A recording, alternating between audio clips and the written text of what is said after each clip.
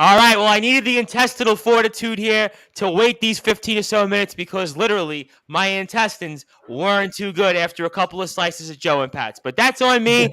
I waited to wait a little bit earlier than usual to eat. But hey, we're here. We're always here, and it's a Friday night, so you know what that time it is. And there's no better way than to kick off the Labor Day weekend with my guys here from the Sportswire radio team. That is, of course, Chris Pizzea of the Liftoff Jets and the Talking Rivals. Justin Gianelli of the Baseball Banter Show, and of course, the legendary Long Island Net Level Up Basketball Organization, Brew Crew, if that still exists. Also, Plainview JFK Hawks Boys JV team, where he's the head coach, and of course, our SJC New York Golden Eagles, where there's definitely some news, some somber news we'll get into in a little while. That is the Brute Force. And gentlemen, how you doing here on a Friday? Almost kind of like the last unofficial weekend of the summer. Where does the time fly? I mean, I look at it outside, and now we're here. Summer's almost over.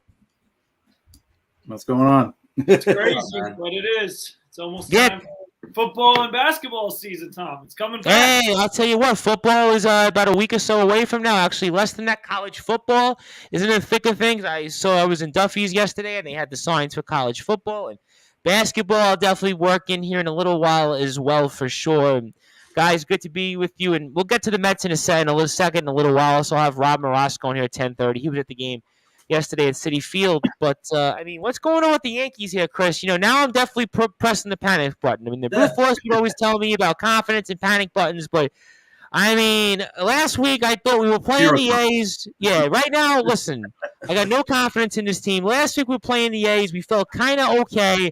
We limped out of there, and then we played an Angels team that isn't any good. And they've actually played a little better the last few weeks, but we walked out of there with only one victory. And now, last I checked, it's 1-0 Rays in the bottom of the seventh, and I'm definitely pushing the panic button when it comes to the Bronx Bombers, Chris. Definitely. As Brute Force would say, confidence, the Yankees have zero confidence, and I have zero confidence in them as well.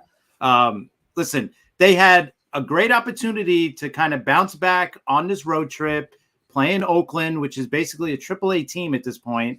You could have went in there, swept them, take 4 from them, go to the Angels, at least take 2 out of 3, Absolutely. You know, and walk out of there winning 6 out of 7 on the road trip, heading into the really big series against the Rays, which they're playing now, which they're not showing up for as usual. It was embarrassing. I mean, how do you split against the A's and then lose 2 out of 3 against the Angels? 2 teams that are mailing it in. They're done for the season, and you're losing to these teams. It's embarrassing at this point. It's embarrassing. Embarrassing. To and me, I've been saying it. Yep. God, jump in. No, I was going to say I've been saying it for a long time. The leadership void in this team, actually in the whole organization, is showing so much right now, because you wouldn't see this if you had leadership from top to bottom. There's none, from the owner all the way down to the players. I mean, there's nothing. Nobody is stepping up to say, all right, we're going to end this, and we're going to, you know what I mean? Nothing. This team has got no heart. It's got nothing. And it's sad. It's sad because they were so good early on. Like we were talking about this team. They couldn't do no wrong. They were on a pace to break the 2001 Mariners regular season wins record. It was a foregone conclusion to the American League Championship Series against the Astros. You know, it's ridiculous. You can't even score runs.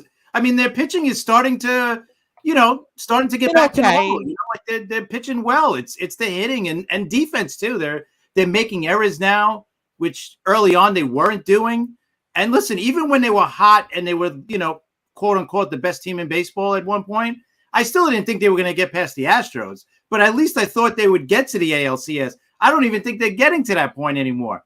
I think they might even get a first round knockout at this point. It's that bad. I mean, maybe they're going to lose the division. If they lose the division, it would be one of the worst collapses we've ever seen.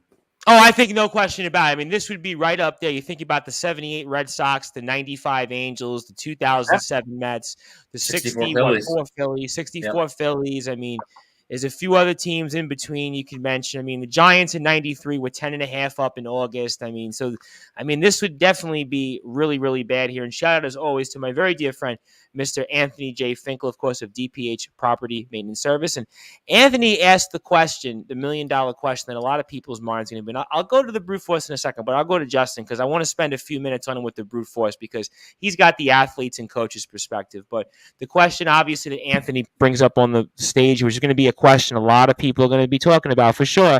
Yankees lose in the first round. Do they get rid of Boone? Now, I know, Justin, you've been saying no with this contract, but you know what? At this point, the way they're going in and limping into the postseason, and then the way they would end the season, if what Anthony's saying, what do you think happens there? I don't know, but before I jump in with my thoughts here, let me throw out here a fun fact. So talk to me. About a month or so ago, the Yankees were the first team in baseball to 70 wins. The Dodgers got to 90 wins before the Yankees have even gotten to 80. So talk about how far the Yankees have fallen. Remember, July 7th, they were 62 and they were 16-23, 37 games over 500. And here they sit now at 79 and 52, potentially falling to 79 and 53. And the division lead is getting smaller and smaller. And you know what? I might have to change my tone. Maybe they do make a move if this ends up this badly. I just don't know where else they're going to find answers because they need to find answers for what the root of the problem is. They were able to mask a lot of the flaws with their pitching in the first half of the season with how great their pitching is. Now in the second half, Gerrit Cole has not exactly been great. Nestor Cortez is currently hurt, and he was taking a little bit of a step back too. You expected him to. Luis Severino's hurt. The Yankees just have problems. They traded Jordan Montgomery away, who, at this point, he's better. John Gonzalez was talking about that. At this point, he's better than what we've seen from Frankie Montas. So, I mean, they've gotten worse in like almost every facet of their team except for Judge's historic season. So, I mean, at what point are they? At what point do they need to wake up and realize that this roster construction is just not going to work? They're not good enough, and like Chris said, they might not be good enough to reach the American League Championship Series because you'd play the 3-6, which would be the winner of the American League Central versus the last wild card team. It could be a scrappy team like Baltimore. It could be Seattle. Maybe not because Seattle's got a pretty good record. They might be the second wild card. But like you're gonna play a really solid team. And who's to say in a best of 5 that the Yankees can't get tripped up? They could absolutely get tripped up because this team doesn't hit. No, they definitely haven't hit. And you know what? Go back to the question. Yeah. I might change my tone here and think that they could take action and potentially get rid of Aaron Boone after the season. You know what? And it's not even the pitching anymore. They're just, like you just said, they're just not hitting. Like, yeah, the Montgomery trade doesn't look good, obviously, because they traded for a guy who's not even playing right now, and hopefully he'll be back in a week or two. But that's like best case scenario, But he's not even going to hit at all. Right, and he's not going to help out the offense. Let's be honest. That guy's not helping out the offense. Bader's an okay hitter. I'm not putting him down, but he's not going to be a guy that's going to come in and rescue this offense. The guys that are going to rescue the offense are in the lineup. Stanton has to start hitting because if he doesn't start hitting, they're just going to keep pitching around. Like every time Giancarlo Stanton comes back from injury, it takes him like a month to get back to. Absolutely. He always comes back and is like 2 for 26. It just feels like I think that's what he is. I think he was 3 for 27 coming into tonight, and I think he was 0 for. I saw the batting average. So. That's funny. I was just guessing right too. Now. Yeah, no, you're right. They mentioned. I think it was 3 for 27 coming into the game. He walked and then he made a couple out. Struck out guys on base. Terrible. Now Hicks is playing. By the way, they're now down 3-0 after 2 in the 7th. Oh boy! It may as well be 15-0. That's what 3-0 feels like right now to me. it feels like, ironically, what it used to feel like as Mets fans. So I mean, that's kind of the sad irony here. But let me get to a bunch of comments here because I got a bunch and I want to get to everybody. Somebody that could be the coach of the New York Yankees, and of course is the head coach for men's and women's soccer teams over at Five Towns College. The Sound, also a proud Malloy University alum and player there. That is Jason Facino. Of course, we'll get to a Malloy University coaching announcement later on here on Sportswire Radio. And of course, Coach Facino says he better be gone. And Coach, I have to ask you almost, are you in the running? Will you actually go and take the application, if to do applications for coaching vacancies? If this does happen, I'll certainly say I'll give you my full endorsement. Keith Angle, who does a great job over at TGI Sports, also, of course, with our friends over at Northeast Streaming Sports. And sorry I don't use Northeast Streaming Sports for Sports Report and Sportswire Radio just because I just don't really see the value in it for us, but I do appreciate everything they do for us and they've done. And he says Boone and Cashman should have been gone last year. Well, I tell you what, you're going to definitely hear that. Keith also says same thing we've watched the last 5 years. My very good friend Joey Bostrom says, hey guys, how's everyone doing? Well, I mean, how was I doing? Well, I was doing as best I could, and now we're here, so we'll see how it goes. But I want to get to my very good friend of yours, the Brute Force, and ours, that is James D. Simone. He has a different question. I'll come back to the Yankees in a second, but for James D. Simone, I want to bring up this question on the screen just for you because I think this is going to definitely get some attention. He says, hey, folks, hope all is well, Tom. Just joining now, but thoughts on the Cavs trade for Spider. So what do you think there? Want to answer? Because I was going to wait. I was in a good mood. I was just ready to the Yankees, the Mets, and now he's got to bring this up to start the show. What's the temperature in your house right now? Because you might want to take that jacket off. Hopefully, you have a shirt on. Oh, I kept it nice and cold in here in the studio here with the air conditioning, but I might have to take it off now because he's going to make me sweat talking about the New York Knicks. I mean, come on, man. I mean, listen. What I will say is, it was a good move, the Cleveland Cavaliers. I thought it was a good trade. The Cavaliers did not have to give up that much, in my opinion. Giving up Lauri Markkanen, who was just recently traded from the Bulls to the Cavaliers, is not a big give. Giving away Colin Sexton is not a big give because they have Garland. That's their guy. And giving away O.J. Abaji, yeah, he's a good pick, but he's not a guy who's proven himself in the NBA yet. And you gave away 3 picks, so I'm not – we're talking about 5 or 6 at one point. Only 3. We were talking about 6 the New York Knicks were going to give up, and yet only 3. But listen to me, this is a different conversation when it comes to Spider Mitchell because, of course, we're talking about the trades of the Cavaliers, but no one's talking about that. Everyone's talking about why he's not a New York Knick, and we all know why he's not a New York Knick. Because the Knicks are a horrible organization that can't get it right, that always find a way to screw up, that screwed up again because they lost another key player who they could have acquired. Wait. Let me get this straight. You're telling us about a lot of things which could be accurate. But I remember this question when it came up. I guess it was about 2 months or so ago, right after the season ended. And you didn't seem to be this forceful about getting Donovan Mitchell. That is true because my comment was I didn't think he would make a big difference in regards to the record. But what I did say was he would at least be something that we'd be looking forward to on the team. All right, if he was on the team, it'd be nice to see a star and someone that we could actually be excited about. Now the Knicks, right, they want us to be excited about this same damn team, basically. That's nothing that's going to go anywhere. I mean, they'll be lucky to get into the play-in, and they'll be lucky to win a game, maybe. I mean, that's what we're supposed to look forward to. And I know we should be happy about R.J. Barrett getting an extension. I do like R.J. Barrett, but he's not a star player. And according to many, he's our best player. Considering that he's our best player. He scored 20 points a game, though, at 20 years old. I mean, he could be a star player in a couple of years. Yeah, but here's the thing. He could be a star, and he will get better. These are all things that reference the future. All right?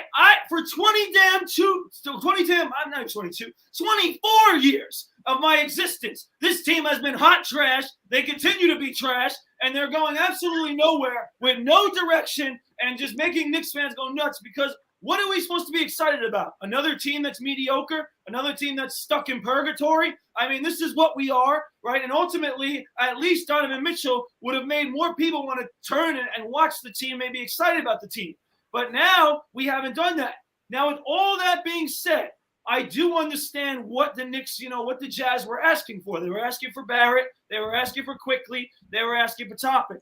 But you can't tell me, based on this trade that the Cavaliers gave, that the Knicks could have worked out something that would have been a little bit more, where you didn't have to give up both Quickly and Toppin. You didn't have to give up Barrett. there could have been a way. But according to multiple sources that I've heard, the Knicks really did a horrible job negotiating. They didn't. Leon Rose referred to other people to talk to the Jazz rather than himself, at least from what I've heard, right? And he doesn't want to talk to the media in general. And the Knicks, right, from other organizations basically have said that the Knicks do not conduct themselves well when it comes to making trades and moves. So this is an embarrassment on the organization, and we all know who it starts with. And he continues to fail, and it continues to be a disaster.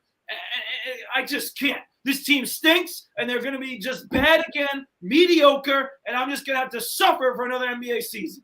This sounds like a candidate I'm working for right now for state senate. Lets everybody else defer to the decisions, can't make his mind up. It's a disaster. It sounds like the New York Knicks. I mean, just kind of sad, but true in a lot of different things. And let me get to a number of different comments in here. And Anthony Finkel says here, too expensive. I mean, I agree. It might be the case. I do agree, but what you guys are missing and what people are missing is that the trade that we all are looking at or the one that people are saying that was given out by the Knicks, but the Knicks could have easily made an adjustment to that, but they did not because they did not do a good job negotiating and they did not do a good job, right? They put out, the Jazz asked for things, they put out a trade and they did not make an adjustment, they did not pivot. Meanwhile, the Cavaliers did, and they got Donovan Mitchell. And they definitely improved a team that was an emerging team nevertheless. And let me get to a bunch of comments because people are fired. Maybe I'll get Justin's thought in here while we work in some basketball here before we come back to basketball because people seem to like it right now. John Gonzalez, of course, our very dear friend from the Sports Authorities group. And if you like what you hear from John Gonzalez, please do give the Sports Authorities group a follow on Facebook. John always gives me some great feedback, and he's always supporting many of the wrestlers that come on to Sportswire Radio, so I'm really grateful for that. I know many of the wrestlers have told me how much they appreciate the Sports Authorities group. And John says, what a great night. Let's give a big thank you to Mr. Dolan for showing confidence in his current roster. So certainly that's John's point. Anthony Finkel's got a great list here.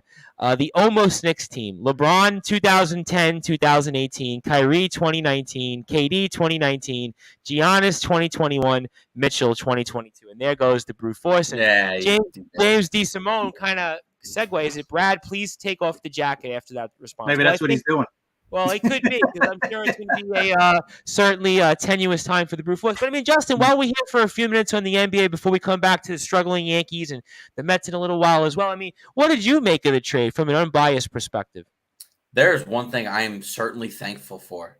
That no matter what happened in Brooklyn this offseason, the Nets are still not the biggest circus in New York City. it continues to be the New York Knicks. I mean, how? Absolutely. I mean, that trade package, well, it seems like it's a tad pricey for Donovan Mitchell, but that kind of what was the going rate given what we saw with the Rudy Gobert trade just about a month and a half ago. But I'm just glad that, I don't have to worry about being the biggest disaster in New York again. It's great, but because the Knicks completely botched this. And they had their opportunity to make this trade. You know what? And I probably would have traded RJ Barrett in this deal because I really like Donovan Mitchell. I think he's a terrific player, but they probably could have been able to make this deal happen without RJ Barrett and make the financials work. It's called give up Evan Fournier's contract. They completely destroyed this, and it just goes back to and it's at what point at some point you're going to continue asking yourself, who wants to come to New York? Nobody. No. This team. It almost reminds me of that David Lee Roth song, "Just a Gigolo." I ain't got nobody. That's what it seems like. It's just a gigolo. This team can't recruit a star, and they've failed in developing players. Now, it seems like they're doing a decent job developing RJ Barrett. It seems like he's developing into a pretty solid player. But at the same time, the Knicks don't develop players. That's why RJ Barrett was the first multi-year extension from a draft pick since Charlie Ward. I mean, that's that speaks to the failures of the franchise. It's like 30 years. Nobody wants to come. See, everybody wants to come to New York to star at the Garden, but nobody wants to come star for the Knicks at the Garden. You got to realize that. And the Knicks are just not this hot destination until they turn it around. And they have gone absolutely nowhere. They're no better than a 9 seed this year. If that. Yeah, I mean, All there's right, no question. There's a lot of things. here's a little to the other side of it. I think they did the right thing by not making that trade, because if they make that trade, you just said they're the 9 seed. If they make the trade, how much better are they? And that's what the brute force Brad Weiss was saying 2 months ago. I asked him the same question, Chris. I'm glad you read my mind. And the brute force was like, well, I think they'd be better, but I couldn't guarantee them to be what? I think they could legit if they gave up the right package, were able to hold on to some of the better pieces, like hold on to RJ Barrett, hold on to Obi Toppin, although that might have been unlikely. Quentin Grimes, Obi Toppin were kind of names you heard in the package for Utah. If you could hold on to enough of those pieces, you're looking at potentially vaulting into the bottom half of the top 6, and that gets you out of the play-in game. So, I mean, I think this could have really helped the New York Knicks, and it didn't happen. So, right now, they're no better than a 9 seed, and I can't even guarantee you this team makes the playoffs altogether. I can't even guarantee you this team makes the play-in next year. The Eastern Conference is really good. It really is. Now Cleveland's gotten better. Cleveland was a play-in team last year. You might vault them into the top 6 now, and there's just a lot of teams guys, jockeying for position. Who's a free agent next offseason? Do you guys know offhand? Who are the big name free agents? They're not coming to the Knicks. Right. That's a good point. That's a good point. Who's coming to the Knicks? They're not coming to the Knicks. Plus, we can't even right now. We can't even get a free agent because we got people like Evan Fournier and Julius Randle and Jalen Brunson on our books taking all our damn money. So listen, it's such a disaster. I mean, like Justin said, they completely botched this trade. They could have easily matched kind of what the Cavaliers did, where they could have given up Toppin, like a Markkanen kind of similar player, right? They could have given up a Grimes, right, in the same way as a Sexton potentially as a young player that's ascending, and they could have given away a draft pick. I mean, this is ridiculous. I mean, listen, I do agree, and Chris, you're 100% right, because I said the same thing about how it wouldn't have made a big difference in regards to them winning anything. But what I care about is actually being excited to watch this team play. I am not excited to watch Julius Randle. Please trade this man. Well, that's what Anthony Finkel was trying to tell me. I think it was last week. Here's all you need to know about the 2022 New York Knicks. They have a combined $32.5 million invested in Evan Fournier and Derrick Rose. That's all you need to know right there. Derrick Rose is scheduled to make $14.5 million in 2022-2023. And what did he play? 45 games last year or something like that? 46 games? Yeah, I'd argue to say he maybe only played 30. Julius Randle making $23.7 million. That's an absolute overpay. There's no way he's worth that much money. So your second and third highest players are Julius Randle and Evan Fournier, two basically worthless players on this roster. And one guy who hates New York, and the other who just sucks. Let's be frank about it. Evan Fournier is not good. Yeah. And this is the last point I want to make before I get off this damn depressing topic, go back to another depressing topic in the Yankees. But this is the last point I'll make, because people have told me, all right, Brad, and I've agreed with it about overspending, but they're like, yeah, we didn't overspend, but, we kept our young players. We're going to play the young players. Really? We're going to play the young players, because where are they playing? Right? We got Evan Fournier, we got Julius Randle, we got where are the young players playing? And then on top of that, you got the young players, a young player guy who is against playing young players, and Tom Thibodeau as your coach. He ain't gonna play the young players. He's going to Minnesota. That was a big bone of contention in Minnesota, where basically. So what are we doing? That's what I want to know. What direction are we going in? Are we playing young players? Are we looking to develop? No. We don't know what the heck we're doing, and we're satisfied with being some sort of playing team potentially that ain't going to go nowhere. It's just pathetic. And I will say, too, because you guys made a good point about the Cavaliers, I think the Cavaliers could be a top 5 team in the East. I really think they do. With Donovan Mitchell, I think they could really be a top 5, maybe top 6 team, because they're going to be good. Donovan Mitchell's really going to help them in that young talent. I think they were in if I'm not mistaken, up until the last, I want to say, 6 weeks of the season, they were in that top 5, top 6 in the Eastern Conference. They got better. Absolutely. So I think they're going to be there. A team like Chicago, I mean, will probably be in that conversation. You know, you can't forget about Brooklyn now. I mean, they're going to be in the conversation now as well. I'll tell you what, you got Durant and Kyrie back, and think about it. If they play a full season together, And which I Justin know Gianelli, it's very hard so- for them to play on the court at the same time, but if they are together for let's say 70 games even, I mean, there's no reason why they shouldn't be a top 4, top 5 team. And Agreed. I'm sure Justin was going to say about Markieff Morris. That's a good pickup for them. I like that move, absolutely. And guess what? If Kyrie Irving and Kevin Durant do play the full season, let's not forget Ben Simmons too. If Ben Simmons actually plays and the Nets vault into the top 6, well, they were a play-in team last year. They finished with the 7th seed. The Cavaliers finished with the 8th seed. I just said I think the Cavaliers are a top 6 team. So I mean, the Knicks just continue to get pushed down the ladder in the Eastern Conference. You know, you got to think Atlanta's going to be better. You know, they made nice moves in the offseason. You know, Boston, you know, Philly, you know, Milwaukee's going to be really good, right? So that's 3 teams right there. You know, Chicago's going to be pretty good, even though we got the news today that Lonzo Ball might miss the start of the season with, I think, his knee issue or whatever. But Chicago will be fine. They might be more of that play-in style. You know, Charlotte's going to be improved. So, you know, and they just if I'm not mistaken, they just rehired Steve Clifford to be their head coach. So, you know, Charlotte's in a solid situation right now. And, you know, Miami, too, another team who's going to be really good this year. So, I mean, it's just going to be so hard. And this was such an opportunity lost by the New York Knicks to potentially creep into that conversation. Absolutely. No question about that. And I got tons of comments, so let me try to work everybody in back. John Gonzalez has said originally, Brute just went to take his blood pressure pills, and he's only 25. My very good friend, Chuck Killinger, and by the way, Chuck, I want to give a shout out, because Chuck, I think I ran into you at the House of Glory show that our friend Mr. Chris Urban was wrestling. I'm pretty sure I passed by you. I think you kind of glanced at me. I know Anthony Finkel, I had told him that. I'm pretty sure you were there last Sunday at Terminal 5 there in Midtown Manhattan, or I guess you could say Clinton Hill, Hell's Kitchen, whatever they call it these days, depending on what the realtors feel. But he says it's like they want to be bad. Yeah, the Knicks definitely want to be bad, I guess. Certainly as bad as they want to be.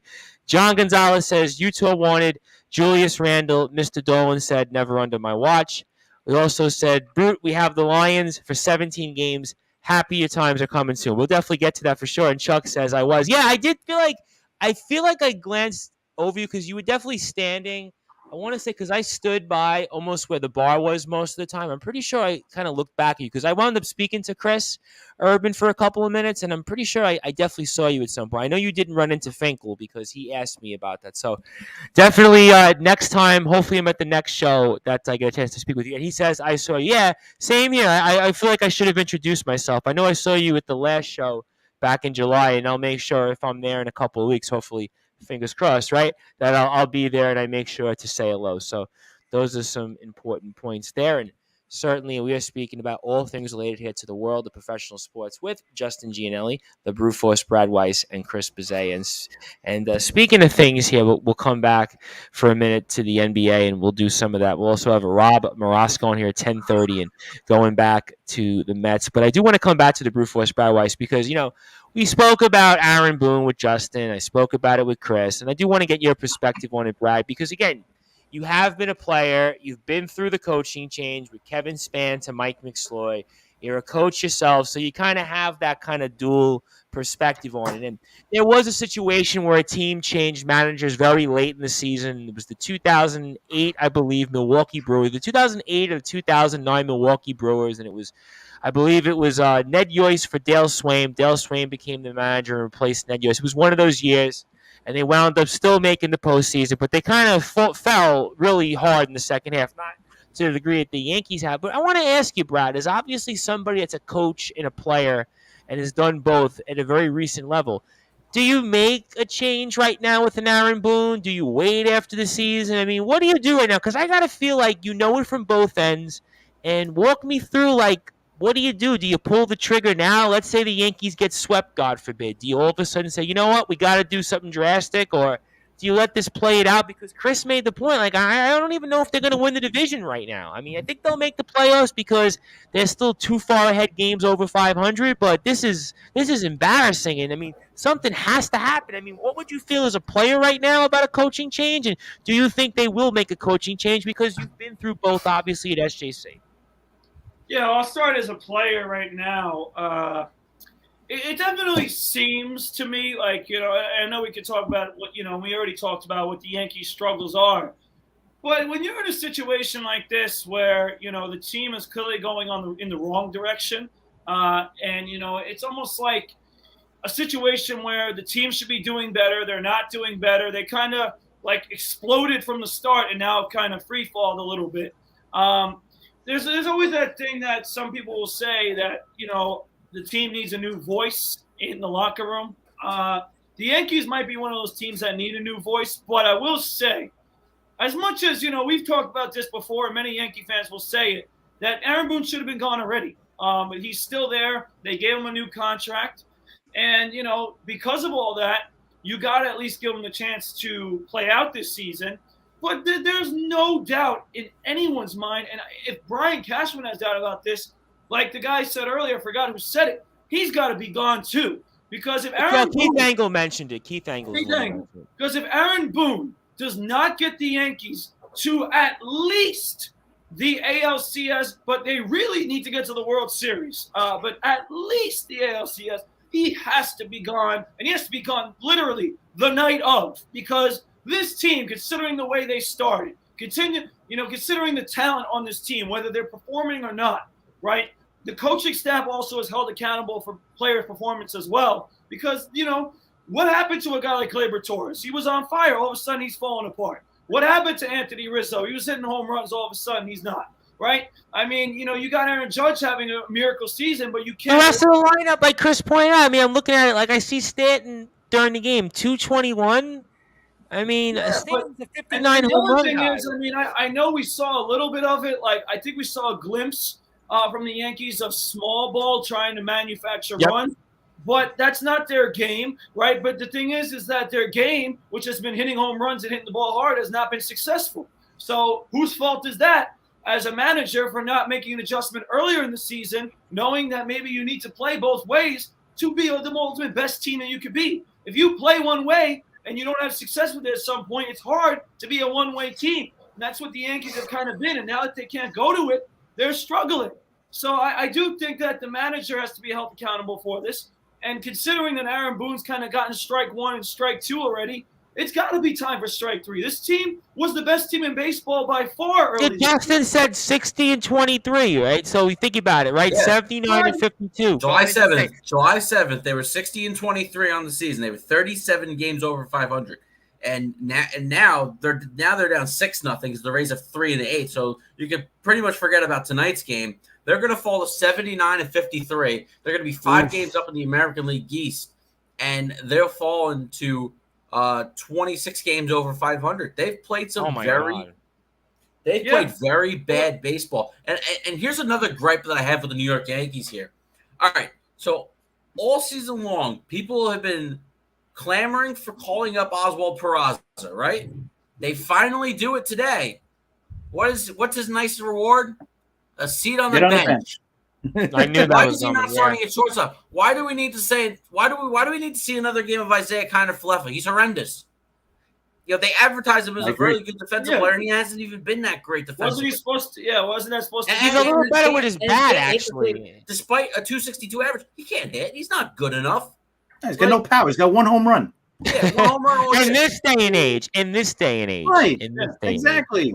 You know why? You know why? Because the Yankees coaching staff thought, we could turn him into a better hitter. We know how to do this. They always think they're smarter than the other teams. Why does a team that hasn't won a World Series since 2009 all of a sudden think they're smarter than everybody else? Listen, the Yankees have We're not. The Yankees have one coach on their staff who I think has done a really fine job, and that's Matt Blake.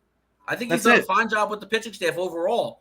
Other than that, everybody else has really underperformed at their job, and that includes Aaron Boone. I think Aaron Boone's really underperformed because I don't think he's got control of the clubhouse.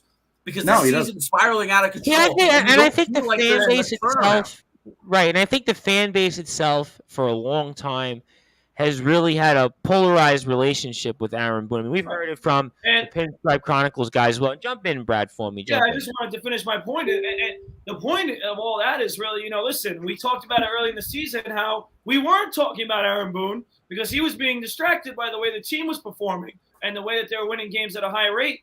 But again, they were firing on all cylinders. Now that they've gone through a struggle, it's become a major problem throughout the team. And again, the clubhouse is not controlled. And like Chris said, the coaching staff as a whole is not doing a good job besides one guy. And that's on the manager. He has to do a better job, right? It's his role to be the leader of that clubhouse, and he's not doing a good job. So in the end, right, and this is the thing I wanted to say to finish my point was that when you brought up, Tom, St. Joseph's, for example, with the coaching changes, right, there's, again, an expectation at St. Joe's to try and be a playoff team or a team that, right, can be at least 500. We were so low under those expectations, Kevin Spann had to go. With the Yankees, it's different. It's you should be in the World Series, no less than the American League Championship Series. That right there is okay for the Yankees, right? And then the World Series is where they should be. The Yankees have underperformed that expectation for a long time now, and Aaron Boone has enough years under his belt where it's way too much as a Yankees manager when you talk about the expectations of the Yankees. That's a great point. That's a great point. Royals, That's a great point. Right? Like if he was the manager of the Kansas City Royals, okay, maybe this nobody would care less. It's the Hey, New York it's another example, right? Those Right, teams will say, you know what, we'll gladly take that. Yep. With all these different things, with the collapse that the Yankees have had, I gotta be honest with you. I know it's not like it's a rivalry, but not a quote unquote rivalry. With the Mets having taken over and having the better team and looking competent, and the Yankees looking like straight, garbage lately, that plays a factor too. I mean, this guy has to go. I mean, again. Yeah, this is a bad body of work. This is like Justin said. We're talking about 2 months now. To Brad's point, and I know we'll talk more about the Mets later, but you see the calm control of Buck Showalter. What is the one thing the Mets haven't done all season? Spiral out of control into a losing streak. They've not lost more than 3 games in a row all season. I think they've done it twice. They've lost 3 games in a row. Right. They don't really go through that bad stretch because Buck Showalter keeps them on an even keel. I really don't feel like I know what Aaron Boone's message is to the team, and they just don't have a solution for spiraling out of control. I mean, again, we talked about it, especially the way the first 2 games against Oakland went. To split the series is an absolute disgrace, and then to lose to the Angels. Granted, a lot of it was because Shohei Ohtani was doing work, and Trout had a good series too. But that's 2 players. There's a reason why they keep losing, the Angels. Right. Because nobody else performs other than those 2. Right, and I have a ton of comments. I'm way behind on the comments, so I always like to get people in, some new people as well. And Douglas Wilkerson is in here, so thank you, Douglas, for tuning in. He says, Glaber's book is out. The game has turned into Moneyball, just a bunch of stats and probability versus each other. John Gonzalez says, the Yankees' struggles began with Brian Cashman, bunch of bad trades and bad signings. I know I keep bringing up Montgomery, but the Donaldson trade was awful. Trading Luke Voigt for nothing. Isaiah Kiner-Falefa is not an everyday shortstop, although Douglas Wilson says he disagrees. He says Douglas Wilkerson says he's spectacular. So, I mean, Douglas Wilkerson he's not spectacular. Well, that's what he says. I mean, I'm trying to read off what everybody else thinks. We've got a few other comments. I'll be honest, I did like the trade originally for IKF because it made sense, kind of, because I looked at it this way. It was a positive just getting rid of Sanchez off the team, right? They got rid of Sanchez. Sanchez was maligned for a long time. Right. Here, Gio was a good ball player. I liked him, but if that had to be part of the deal. So they really didn't give up much to get IKF. Donaldson was the bad one, too. The catcher they got, he's been hurt all year, more or less. Yeah. So you couldn't get anything out of him. But Donaldson's been a complete garbage hitter. Like, his fielding's been okay, other than tonight, and I think the last game, he's made a couple of errors, but he's been really solid in the field. But his bat has been a negative all year. So I didn't mind the trade early on, because I figured Donaldson would wake up. I figured IKF would at least give us above average fielding, and he really hasn't. He's actually gone down throughout the year. So now it looks really awful. But I think overall it's a positive because you got rid of Sanchez. You have now really good defense at catching. Well, you know what? I mean, look, everything worked for quite a while, but this is a long stretch of bad baseball here. I know the 1930 no, but there's something wrong. Yep. There's something wrong at the top, whether it's and it starts at ownership, then to Cashman obviously is the biggest blame here because he put the team together. Yeah, I agree with you on that. You know what? And I'm with John Gonzalez. You know, and John's talked a lot about, I know, the Montgomery trade, and certainly you would have thought the Yankees. I mean, you keep saying Montgomery, but the Montgomery trade has nothing to do with what's going on right now. Right. I hear you. It has nothing to do because even if, let's say, best case scenario, Beta comes and plays, he's not making an impact. And Montgomery, if he stays, he's not making an impact because we're getting good pitching right now. Yeah, so it doesn't matter. Pitching is not the problem. It's their offense. Okay. They're not scoring runs. All right, well, let me get to a few other comments. Certainly, my good friend Joey Bostrom is definitely pushing the panic button because he says if the Yankees get swept in Tampa, they can kiss the division goodbye, which is a scary thought at one point to even think that. And Anthony Finkel's got be down to 3 by the end of the week. Yeah. Anthony Finkel's got a great line. Bradley Narco Weiss. Is the narco the drug reference? Narco? What's the narco reference? I want to show you how much they're giving up tonight. Marwin Gonzalez is pitching right now. Well, that's a good thing. You know what? It was Marwin Gonzalez is pitching right now. Yeah, I tell you what. I left Mason's Joe and loaded Pat's. 2 outs in the 8th. I left Joe and Pat's. It 9-0. was 1-0. That was the judge had just gotten up and walked. I left at the right time, so I walked home at the right time. So that was just 87 on the radar. Not bad. Hey, you just got out of the inning. If Anthony Finkel's referring to narco for my energy when it comes to the Mets, boy, you better stay tuned because I'm going to be ready tonight. Well, I kind of always like when you talk the negatives, but we'll get to that. I know Rob Maraska is here in like 5 minutes. I don't even recognize him on the screen. He's got like maybe it's new hair dye, a short hair look, who knows? But be that as it may, we'll come to him in a few minutes. John Gonzalez says, I'm not surprised with the way that the Yankees are playing. They were playing way over their heads at the beginning of the season, which I did hear to some extent from the Pinstripe Chronicles guys. They did make that point on our Sportswire radio shows. They're lucky to be in first place, trying to win with a utility player as their everyday shortstop, a washed-up third baseman, a terrible center fielder, and Hicks, who, by the way, was hitting .215, I think, right now going into the end of the game, 2 AAA catchers. I guess Ioka is a AA player. He also then goes on. You don't get it, Chris. The Montgomery trade is symbolic of all the bad trades that Cashman has made. Narco is the Timmy Trumpetson, which I do realize where it's coming from now because Steve Saperstein, of all people, Anthony Finkel, messaged me at like 9:45 Wednesday night. I think it was right when the Met game had just ended. And what does he message me? Timmy Trumpets about. He's like, he watched only one thing, which is the Timmy Trumpets. He performed live at Citi Field on Wednesday night. Yeah, well, I'm sure of that for sure, and all great stuff there. And then I did want to get to very quickly before I get to Rob Maraska changing topics because somebody did ask about, I think Chris did, about free agents coming up next season, just in the NBA very quickly. Russell Westbrook, if you want him, he's a UFA. He's available. Chris Middleton, player option. James Harden, player option. Tried that before. Kyrie Irving, he's definitely available. Kristaps Porzingis, player option, could be interesting, but never really stays healthy. Kevin Love with Cleveland, UFA. He might want to stay there if they're pretty good. So I think you might get. I don't think you'd really get much out of that, but I think he'd maybe want to stay if they're winning. Andrew Wiggins could be interesting. That's a UFA. D'Angelo Russell, we know him, Justin, from the Nets. I think that's a good one. Al Horford, probably at this point of his career, might be on his last contract or two. Nikolai Volchek's 33, and Harrison Barnes. He's a UFA also. Anybody else of note? Bogdanovich, UFA. Anybody, I don't think really care much for him. Karis LeVert, we know him very well. I have mixed feelings on that. A lot of injuries, but, it would be interesting. Gary Trent Jr. is a player option. Derrick Rose, club option. So who knows the Brew Force? Maybe they'll pick up Derrick Rose. Brooke Lopez would be out there. Kyle Kuzma, player option. That would be interesting. And I think anybody else of note. I gotta tell you, the one guy I'm intrigued that there's a couple of good names on there. I think he said Nikola Vucevic. Yep. The center. Orlando Nets, Chicago. Yep. That's definitely an interesting name. And one name to watch actually. You talked about Wiggins and D'Angelo Russell, and I think I thought Wiggins was the good one. They might be the headliners of the free agent class this year.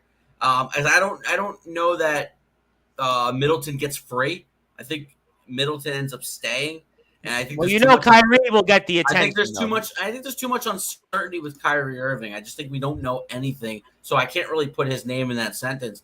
But I think Wiggins and D'Angelo Russell could be really the headliners of the free agent class. And D'Angelo Russell's in an interesting situation because you got a good team now in Minnesota, but how do they fit in things financially if they want to keep him around? I know you can go over the cap to keep your own guys, and that could be a situation that Minnesota does. But one name that I heard that I like, and you said he's got player options, so he might decline it if he has a really good year. That's Gary Trent Jr. I thought he burst on really nicely last year for Toronto, and really became a guy who you could really count on for scoring. There were some times last year where Fred VanVleet missed some time, and Gary Trent Jr. had to really step up. Pascal Siakam missed a little bit of time last year, and so they were looking for extra scoring, and Gary Trent Jr. filled that role very nicely. There was a run where he had 15, 20 games with 20 points in a row. Gary Trent Jr. had a really good breakout season last year. I look for him to continue that this year, and he could parlay that into a nice payday. And I think that could be a name to really watch this season. And a few others before I get to Brad's thought, and very quickly before I get Rob Morosky in for the Mets, because we've kind of beaten the Yankees like a dead horse a little bit. Victor Oladipo is out there with a player option. Kemba Walker, of course, is a UFA, just for you, the brute force. Serge Ibaka is out there. It's a name of the past. You got Reggie Jackson, UFA. You got anybody else of note? Christian Wood, that would be an interesting one for me. I like Reggie Jackson. Yeah, me. Yeah, and then John Gonzalez also wants to remind me that Serena Williams just lost at the U.S. Open. Yeah, definitely. Yeah. I was definitely thinking about that for sure. Thank you, John. Anthony Finkel is available. Yeah, Anthony's got the size, and he also says bring back Carmelo. Very quickly, the brute force before I bring in Rob Moras, because I know he's chomping at the bit, and we'll definitely get into the Mets for a little bit. But any names of note from those free agents that you found maybe interesting that maybe somebody would keep an eye on, aside from Kyrie, obviously? Anybody of note, you think? I will say it wasn't to me. There was a lot of good players that I think would play. I think Andrew Wiggins, was the best one, maybe, and D'Angelo Russell. I think Justin's right play on that. A nice role on a good team. I do see a lot of those guys. The reason why I'm not that excited about the list in general is because a lot of those guys are probably going to stay with their teams. I mean, I see Andrew Wiggins staying with Golden State. I think they'll keep him. I see, other guys staying. Like Chris Middleton, like Justin said, he's going to stay. I think he's the only one with superstar status, if you will. Everybody else at the top of the list. Well, Russell Westbrook. You want Russell Westbrook, the brute force? I mean, he's got the biggest name of them all. I mean, listen, this is the problem because I just heard you sputter a lot of names. I did. I know what's going to happen, Sean Bryce. This happens all the time. You listed the top of the list, which is okay. Then you listed some guys lower that were, decent players. And I'll just tell you, just watch. I heard one name, and I'm like, all right, this is a typical New York Knicks move. Just watch. They'll sign a guy like Harrison Barnes to a 4-year, $95 million contract, right? For a guy who's just somewhat all right. All right, they always do this. They're going to do some average player, to bring on to the purgatory team. That's what I'm going to start calling them, right? The purgatory team. But ultimately, all these players will do a good service on a solid team. But none of these players are going to make an impact on a team, right? That's going to be, a type like a New York Knicks. They're not going to make an impact on. Listen, it's not quite Timofey Mozgov and Luol Deng. Remember that summer of disaster by the LA Lakers? It's a good summer without a lot of, not a lot of superstars. I mean, you say, all right, well, maybe Kyrie, maybe Russell Westbrook, but Russell Westbrook, we all know, is not going in the right direction. Washed up at this point. Russell Westbrook's not good anymore. Kyrie Irving, there's too many unknowns, and you don't know where his head's at. You don't know what he's thinking this is going to be at any given moment. Yeah, it's going to be interesting. I don't even know if there's going to be a moment where he disappears this year for 30 games, and that's the biggest thing that worries me about the Nets is Kyrie Irving just randomly disappearing. Right, and I will say to Anthony's comment. Yeah, Oladipo's a good player. I think he stays in Miami. I think Miami likes him. I think he's a good fit for them. I think he'll stay there. I think so. And Victor Oladipo can ball. I do agree that that's an interesting name. I mean, certainly injuries have definitely hurt him a couple years. I've seen him when Indiana. I remember watching him when he was with Indiana, and I always thought he was definitely a star caliber player, but just can't really be able to. He was really destined for stardom. Yeah, he had a couple big years, and Anthony Finkel says Deng was still on the payroll last year. Yeah, he's finally off now. That was last year. I think it was the last year he was on the payroll because of all the dead money rolled over. Terrible. So I guess that's basically maybe the the Knicks will sign him because the Knicks got Tom Thibodeau and they got Taj Gibson and they got Derrick Rose. You can just bring in the team. He's a former Bull. Sign Joe Noah again while you're at it. Why not? All right. I mean, so some of those names seem interesting. I mean, we'll certainly see. We'll definitely revisit that. And, of course, the NBA season now is in about 7 or so weeks from now. So time definitely flies. Camps are rolling in this month for both hockey and NBA. It's crazy. Well, the football season starts in 6 days. Yep. Well, and college football is in week 2 now. And like I said, college football, everybody's... Actually, it's week 1. It's week 1. Last week was the infamous week 0. Yeah, right now I hear you. And then, all right, so Ohio State, Notre Dame Saturday night.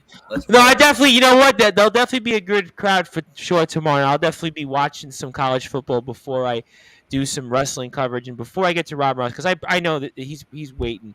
And Tibbs running it back, laugh out loud. And the last scoring machine the Knicks had was Bernard King from Fort Hamilton, Brooklyn. Fort Hamilton High School with him and his brother Albert King, if I'm not mistaken. Hey, Bernard King was a great net, too. And it's funny, John Gonzalez, the only 2 good players that ever come out of Fort Hamilton High School actually were the King brothers. Everybody else that played from Fort Hamilton sucked. Why? Because I know Fort Hamilton High School very well. So that's certainly, although I went to school with one kid, I wound up looking up that actually played college, but I thought he was a garbage player. I won't even mention his name, won't even mention him personally, but that's okay. But the Knicks have not had, Ewing was good for a couple years. I think Ewing could score, not like to the level of King, but he had 20-plus points regularly, but point is well taken. But I could talk Bernard King all day, but I got Rob Morosky here. Obviously, you were there at Citi Field yesterday. Mets certainly are on a run in a memorable summer, and give me your thoughts on your return here to Citi Field as while we talk a little bit about the Mets with some of these guys before I get to Randy Dillon at 11:30, and I'm actually going to talk for a few minutes on some WWE because for our England fans, there's a wrestling show there. But give me your thoughts, Mr. Maraska, on your return to Citi Field. Well, it was a great game and it was a great series. I think the Mets made a statement with this series, and people feel better about the playoffs if the Mets do meet the Dodgers in the postseason. The Mets took 2 out of 3. They could have swept the Dodgers, but it was a great series, and that's all that matters. And just give me your impressions of being back there, and what did it mean to you? Yeah, well, it was great. I've been having problems with the injuries. It was a little tough yesterday. Getting around, but it was way worth it. It was a great game. I had a good time. It was great to be back. I haven't been there since the pandemic, which is the longest streak in my life, not being to a Met game. So the pandemic and the injuries and everything, but it was good to get back to a game and to see them win. And, against the Dodgers yesterday, they started off slow. It didn't look good in the beginning, but I'll tell you, the Mets battle all year. They did it yesterday. They're going to continue to do it. And all around, it felt good. And we'll certainly see if you can get some of those technical difficulties warmed up there. Anthony Finkel says, Rob, looking good, brother. Looking 10 years younger. And speaking of those who are looking good or partying, I promised to give a happy birthday wish again to somebody Anthony Finkel knows in Steve Solanke, who turns 30 now, by the way. Steven Solanke, who's been actually caller into Sportswire Radio in the past, and he's at some hotel party right now, or boat party, I think it was, in downtown Manhattan. So happy birthday to Steven Solanke. So I hope he has a great day. Hope he enjoys. It was nice seeing him yesterday, and he's the king of the chicken sandwich. He likes his chicken sandwich. This kid gets a chicken sandwich with, I think it's like lettuce on it, and he gets like potato chips, no fries, and he orders a pitcher of soda. So he's certainly an interesting guy, but well deserved. I hope that he enjoys, and he hope the next 30 years for him will be better than his first 30 years. So certainly, Anthony Finkel says here that Steve Solanke equals eligible bachelor. So I'm gonna plead the fifth on that one, because I'm certainly, if you know Steve Solanke, you'll definitely know the kind of why he said that, Anthony Finkel. Because I'm really trying to bite my tongue right now. Just kind of like when I mentioned the state Senate candidate I was working for, it was driving me crazy. I'm going to plead the fifth on him, and I'm going to plead the fifth on the Steve Solanke eligible bachelor point. But I will certainly wish him a very, very happy birthday. And if you know Steve Solanke, you know Anthony Finkel, you know the story there. But Justin, obviously, you've been there at Citi Field quite a bit, and this is a Mets team. I mean, the Brew Force has got his confidence there. I know that. We'll get into it. You're there all the time, Justin, but it just seems to be like, if you're a Mets fan, this is going to be a summer that, regardless, I think, of what happens, you're going to remember it for a long time, because unlike the Yankees with Chris, we don't have too many of those here, for our Mets. And we're definitely in rarefied air. We're talking about 69, 86, and 88 in win percentage. And that's it. I mean, so Talk to me about this Mets team and the resiliency against the Dodgers. It's incredible. I mean, they go and win 4 out of 7 from the LA Dodgers after losing the first 2 games out in LA, and then coming back to split that series. And, and they were battling with a lot of injuries, especially the pitching rotation. Obviously, DeGrom hadn't debuted yet, and Scherzer was injured at the time. Okay, this time they missed Scherzer. The Dodgers missed Scherzer, but, you had DeGrom going Wednesday night.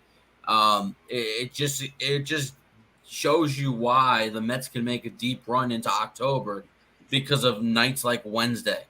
Jacob DeGrom taking the ball and going 7 innings. And really, I would say that was C-plus stuff from Jacob DeGrom. I don't think Jacob DeGrom was all that great, yet he was dominant. And it just speaks to the greatness of DeGrom and how good he is when he's off.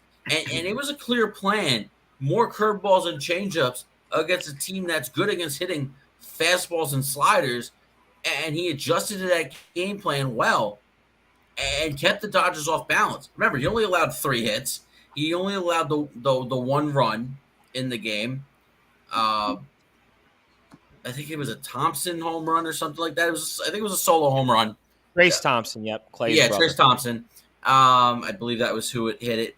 But it's nights like Wednesday that makes you believe that the Mets can really do something in October. Because Max Scherzer can go out there and do that as well. And the potential of them being in a series 4 times out of 7, depending on how things line up, really gives the Mets that advantage. And the way they could scratch out runs. And a game like yesterday, you knew that Clayton Kershaw wasn't going to pitch all that much, because he's coming back after missing a month on the IL. So he goes 5 innings. He's out after 74 pitches. Dave Roberts goes to the bullpen.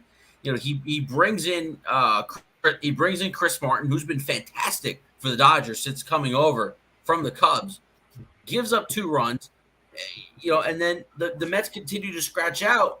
And then, while I have really liked the move by Buck Showalter to go to Edwin Diaz in the 8th inning of certain situations, I was not particularly crazy about it yesterday, because they scored 2 in the 7th. They stretched the lead to 5-2.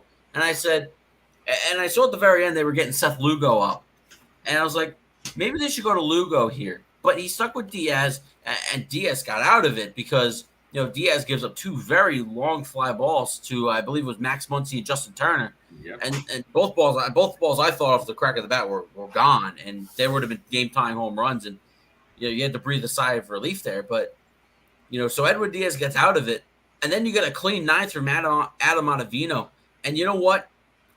I gotta give credit where credit's due, because Adam Ottavino's had a hell of a year. He's been really good, and it's about time that there's somebody in this bullpen who has stepped up and made you feel like you can trust him. And Seth Lugo's turned it around to that point too, where he's starting to get there. And now all of a sudden you're talking about the Mets potentially having 3 formidable pieces in the bullpen. That really helps them shorten the game, because it was nights like tonight, even against Washington, where David Peterson wasn't exactly at his best, but he got them into the 6th inning, and the Mets were able to extend the lead. And look, we're at the portion of the schedule now where we're past the Dodgers. The schedule softens up, and for me, it's no longer worrying about the Atlanta Braves. It's about taking care of your own business. You got Washington right now. You have they're a bad baseball team. They're a bad baseball Pittsburgh team. coming up. You have the Miami Marlins. You have the Pirates, the Cubs, the Pirates again. I mean, do we have Cincinnati too one more time, right? Cincinnati. No. So you go Pittsburgh to Miami, a road trip, 6 games. Chicago at home for 3. Pittsburgh at home for 4. And then you play Milwaukee for 3. And Milwaukee's not even playing all that great baseball. Yeah, Milwaukee is really kind of last 2 months. They've kind of as like a 500 team in the second half. They kind of feel like they're going to fall out of this. They've fallen out of the NL Central. The Cardinals have really taken over that division. And then you finish up with Oakland, Miami. Then you have that final big series with the Braves, and then you finish up with Washington. You got to eat up that schedule. I mean, you got to win. You got to win what 20? Think about this for a second. Right? What's that? You got to get 20 wins out of that, right? About 20. I would say 20 wins would be acceptable. Absolutely. Look, out of the playoff teams, the one team the Mets have struggled with is the San Diego Padres. They went 2-4 against the Padres. Yep. You look at the other teams that are currently in the National League playoff picture. All right. The St. Louis Cardinals, the Mets went 5-2. The Los Angeles Dodgers, they went 4-3. The Atlanta Braves are currently 9-7 with 3 left to play. The Philadelphia Phillies, they went 14-5 against them. And the Brewers, even though they're slightly out of the playoff picture, they're still they're in the race, obviously, but they're 3 games out of the final wild card. They're 2-1 so far with 1 series left. So the Mets have done well against the better competition. They rise to the level of the good teams, and they don't stoop to the level of the bad teams. And that's what signifies a great baseball team. And look, the Dodgers are no slouch. I just told you before about the Yankees being the first to 70, and they haven't even got to 80, and the Dodgers are here sitting at 90. The Dodgers are 90-40. That's nothing to sneeze at. Now we're talking about them being the. And what are the Dodgers lost? 9 or 10 games since the All-Star break? Something like that? 10 games now? Something like that. And now we're talking about them potentially going after the Mariners' wins record. I don't think they get it, but they're going to 110 easy. They're going to be 110, 111 wins. Oh, for sure. There's no question about that. The Dodgers are a juggernaut, and the Mets handled their business very well. They kept pace, and they showed that they can belong with the LA Dodgers. For sure, no question about that there. And I just realized I had to take down the Steve Solanke post there because Steve would be the kind of guy that would actually watch this and kind of say, oh, well, where's my name there? But I'll come to the Brew Force in a minute. But, I mean, from afar, Chris, I mean, this Mets team, it just normally this would be the Yankees. Right now, I would be talking about the Yankees this way.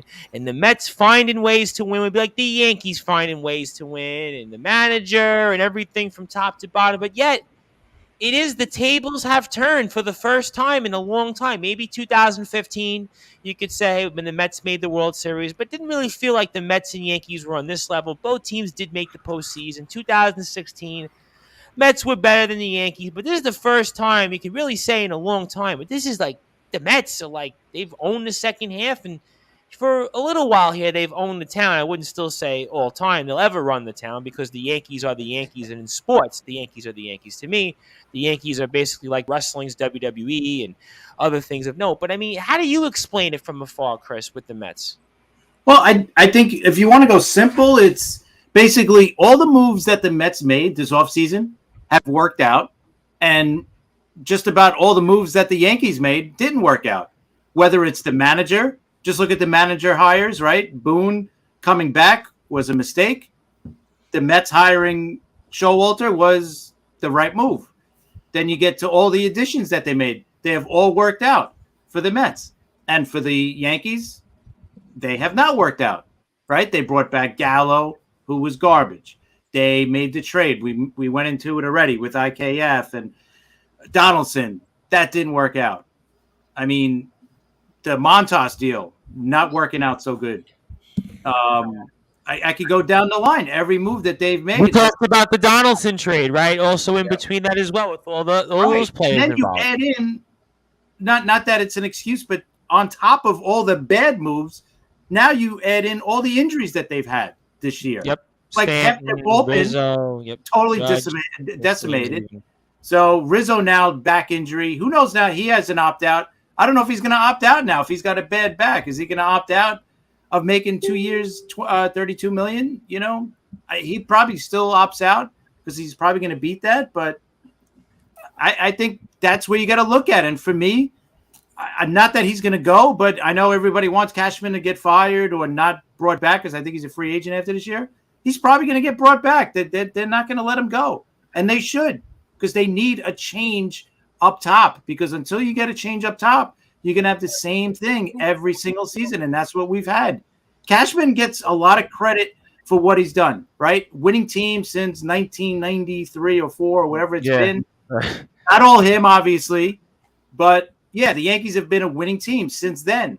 But they've got one World Series championship in over 20 years. Now, making the playoffs every year or just about every year is great for some. Yeah, we spoke about this on many Sportswire radio shows. But for some the franchises, Yankees are just different. They have different expectations. Right. To win the World Series, not just get to the playoffs. That's great. Yankees can't do that. You're spending, this year, they're $260 million on their payroll, and this is what you're coming up with every week, every game. This is an embarrassing. Not in the right place. This is embarrassing. Yeah, money not put in the right place. And for what your point is about the free agent signings of the Mets, people could talk about the Scherzer signing, the Marte signing, and how great they were, but to me, the most underrated, underappreciated signing has been Mark Canha. How clutch has Mark Canha been all year long? Yeah, and he's one of those guys like the numbers wouldn't. Yeah, he's one of those guys the numbers wouldn't say, oh my God. But when he's up at bat, you can always count on him in a big spot. Anything that jumps out at you. It's not anything that really jumps out at you, but he's always coming up with a big hit. And in the second half of the season, it feels like his power is increasing. He's starting to hit more, doubles. He's starting to hit a few more home runs. And him in the 6th spot, or 7th spot, depending on where you put him and Jeff McNeil, I mean, it really just makes the Met lineup that much better. And one of the things that really has helped the Mets is consistency, because one of the biggest differences between the Mets and the Yankees is what is the one thing you see every day? I get the MLB alert. I get the lineup card every single day. What is the one consistency with the Mets lineup? Nimmo, Marte, Lindor, Alonso. Top 4 every single day. Okay, maybe a one-off where Marte gets a day off. But, it's the same 4 every day. Whereas the Yankees are changing the lineup every now and again. Batting judge 2, batting judge 3. Who's in front of him? Who's behind him? Lately it's been Benintendi, although Benintendi left tonight's game with an injury. The changing of the lineup really just throws off your rhythm. And the fact that the top 4 is the same every day, the DH usually hits 5th, even though Darren Ruff and Daniel Vogelbach haven't produced all that great. And then the lineup is just lengthened by the fact that you have a really good hitter batting 7th, whether it's Jeff McNeil or whether it's Mark Canha. Right? Tonight, it was Jeff McNeil batting 6th because of the right-handed pitcher, and it was Mark Canha batting 7th. Well, guess what? Even though you haven't gotten a lot of production out of Eduardo Escobar, despite he had a nice night, 3 RBIs, and Tomas Nido, who had 2 RBIs tonight. He has 500 career hits now in the big league. I think I heard 500 hits he has now, Tomas. Yeah, and so you haven't gotten who would guess that? You haven't got a lot of production out of the 8 and 9 spots, but at the same time, when you have Jeff McNeil or Mark Canha batting 7th, the lineup is just really lengthened out. And it allows for more RBI opportunities down at the bottom of the order and then turning it around to the top. So the consistency of the same lineup every single day, I think, has really benefited the Mets. Oh, no question about that here. And I want to get to Randy Dillon because John Gonzalez asked, has anyone seen Mr. Hockey Randy Dillon asking for a friend? I miss Randy. I feel like, John, you definitely have some stand-up comedy in you for sure. But I will tell you that Randy will be on. But I'm not going to talk hockey with him because as much as I love the NHL, there really is nothing to talk about. But I'll bring him on for about 15 minutes, as I pointed out, because I do find wrestling interesting, and a lot of my followers like wrestling, and I can talk a few minutes with him on WWE's upcoming show in Cardiff, Wales, which is Clash at the Castle. My tongue is tied. Sorry about that for my British fans. And he also says you forgot Bob Watson for Chris. Good point there. I mean, the Yankees have had Gene Michaels was in there also, Stick Michael, and for Bob me, Watson. I think ever since Gene Michael passed away or left the organization, they've actually gone downhill, especially their farm system. Yeah, it's a good point because the Yankees Yeah. in the 90s and even up to the mid 2000s, they still had a lot of good players come out of that farms. Now, obviously, a lot of guys were used for trades, but the Yankees still had a good thing. And John is funny. John definitely has something I have to address. He says the Yankees need Andre Decker. They definitely do need the unforgettable Andre Decker, who, by the way, is coming back to Sportswire Radio soon. Certainly, Mr. Decker definitely is always in talks with me, despite the fact that he claims he does not want to come on to Sportswire Radio. That is not the case at all, but he will see his longtime nemesis, RPD, come on. That's for a different time, different country, different audience, because these guys are looking at me here like, what is he talking about? And a lot of other people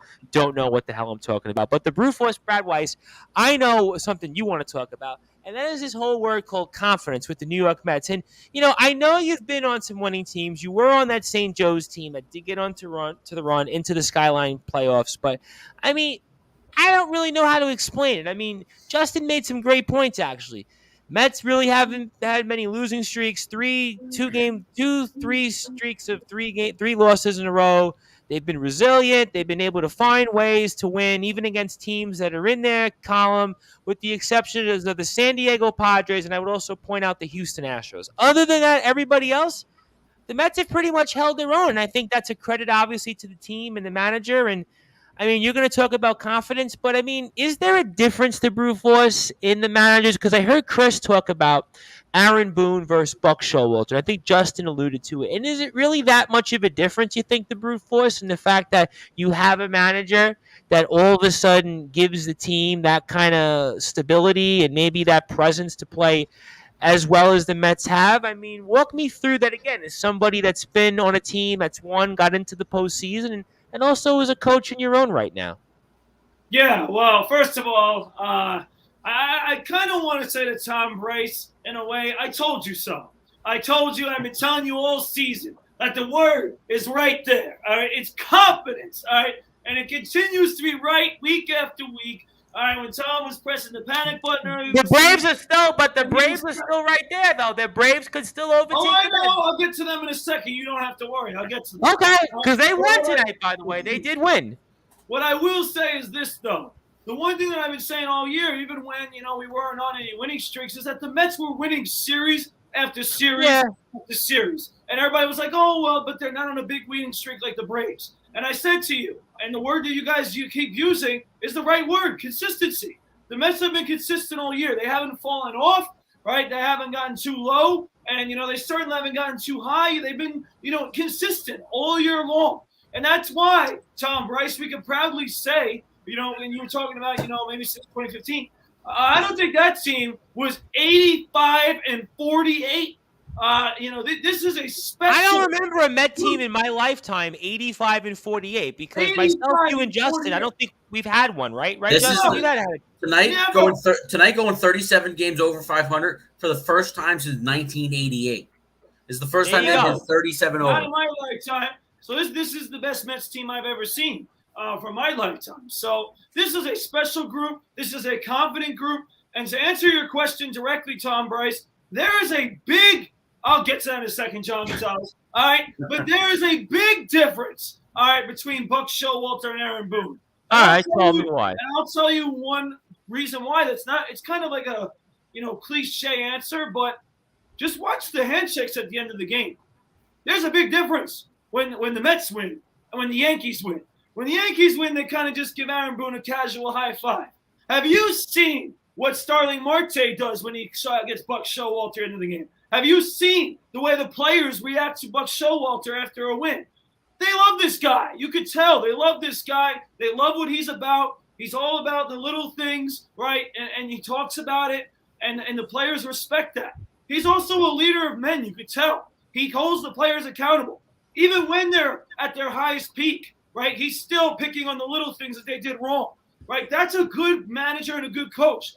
I don't see Aaron Boone doing that. He does none of that. He doesn't hold his players accountable enough. He doesn't pick on the little things. He's all, listen, I gave him a compliment about slamming the damn. Yes, you did. Was that 2 weeks ago? I think that was 2 weeks ago you did. Yeah, but that's the only emotion he shows.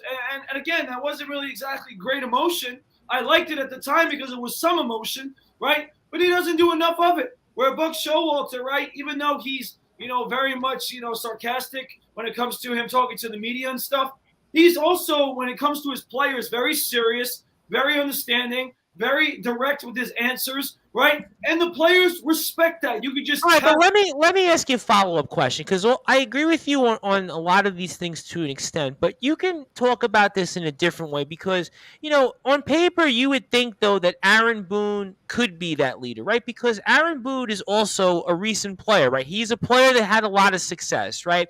His family name speaks for itself. His grandfather, his father, his brother Brett. On paper, though, again, you were a player. You had a lot of success, and I know Kevin Spann, it was almost in a sense not to compare Mike McSloy to Buck Showalter because you didn't have the success that year that we're having with Buck Showalter with the Mets. It was the year after you left. But, why would it be then that a player like an Aaron Boone had the success, family name wouldn't translate? Is it the personality? Is it what? Because, again, you would think on paper players would respond to somebody like an Aaron Boone, and he would have that rapport like a Buck Showalter would have. I'm curious from that perspective, Brad. And you froze on me there. So clearly you must have been concerned about Boone the question. Boone, you could tell, is jump just in. a puppet for Cashman. So he's not a leader like the team needs. He's not that manager like Buck Showalter is for the Mets, right? And you could see the difference. I see that. You don't even think like Chris, and again, I know Maraska's also watched these guys for 40, 50 plus years also. But wouldn't you think, though, that somebody that would have the resume on paper of an Aaron Boone, that he would be able to have that rapport like a Buck Showalter does with his players? That's you're right. You're absolutely right. Yeah, he was a good player, Aaron Boone. He wasn't chopped liver. He was a good player. Remember with the Reds and obviously the Yankees. The problem is the team doesn't want him to be that way. That's the problem. If they wanted him to be that way, Girardi would still be here. That's right. Girardi said one thing bad about Sanchez, and it wasn't even that bad. They just said he's got to work on his defense more. Right, and they didn't like that. They don't like their manager calling out their players like that. They want them to be like, oh, don't worry, like treat them like a little league team. Like you see a little kid make an error, you're not going to scream at him or something, or you know what I mean. You're going to be like, all right, kid, don't worry about it. Yeah. That's what they want. They want them to be coddled. It's a funny one for you. Do you miss Merrill, Chris? I think John's just pulling you. No, I don't miss him. I miss Torrey. That's who I miss. Not only did Aaron Boone play 12 years in the big leagues, when he was playing for the Cincinnati Reds, who was the manager? His father, Bob Boone, was the manager. Yep. So not only the experience as a player and the firsthand experience of what his father dealt with as manager of the Reds, and his father was a player. His father was a catcher. Yep. Right. My father was a very good player too. Also, Bob a long career in the big leagues. His grandfather obviously in the big leagues too. Ray Boone. Yep. So you would think he's one of the brighter baseball minds and really knows the ins and outs of the game. However, it does seem like Chris said, he's just a puppet for the front office. And I can ask Chris this question: whose decision was it to call up Peraza and not play him? That I don't know. They mentioned something today, and if it's the reason, I think it's the worst thing I've ever heard in my life. But they said his parents are coming to tomorrow's game. So were they saving him to start tomorrow's game just because they wanted, right? If that's the reason, that's horrible. But there's no reason. I don't care if that was the reason. There's still no reason not to play him because you don't run out the same garbage that's been going out there for the last 2 months that have given The Yankees need a shakeup, and it just doesn't feel like there is a shakeup coming. Like Brad said, the slamming of the table was all great and stuff. And yeah, they won 5 games in a row after that. That was the Saturday after the third straight loss to Toronto in that series. They were about to get swept by the Blue Jays. They won the next day, and they beat the Mets twice, and then they go in and win the first 2 against Oakland. And then it goes right back to the way it was. So the Yankees just can't find any room of stability. And to be honest, and for somebody who has the experience that Aaron Boone does, whether it's the family ties, whether it's the 12 years of the big leagues, why does he not have answers? Because let's be honest, he wasn't on all great teams either. There were some very bad Reds teams that he was on. Yeah. A couple of them were okay, but most of them by and large were bad. I agree with you. And there's not much the guy could do right now, right? There's not many options. Now you got Benintendi, who's probably done for the year now because of his wrist or whatever went tonight. So he's probably done.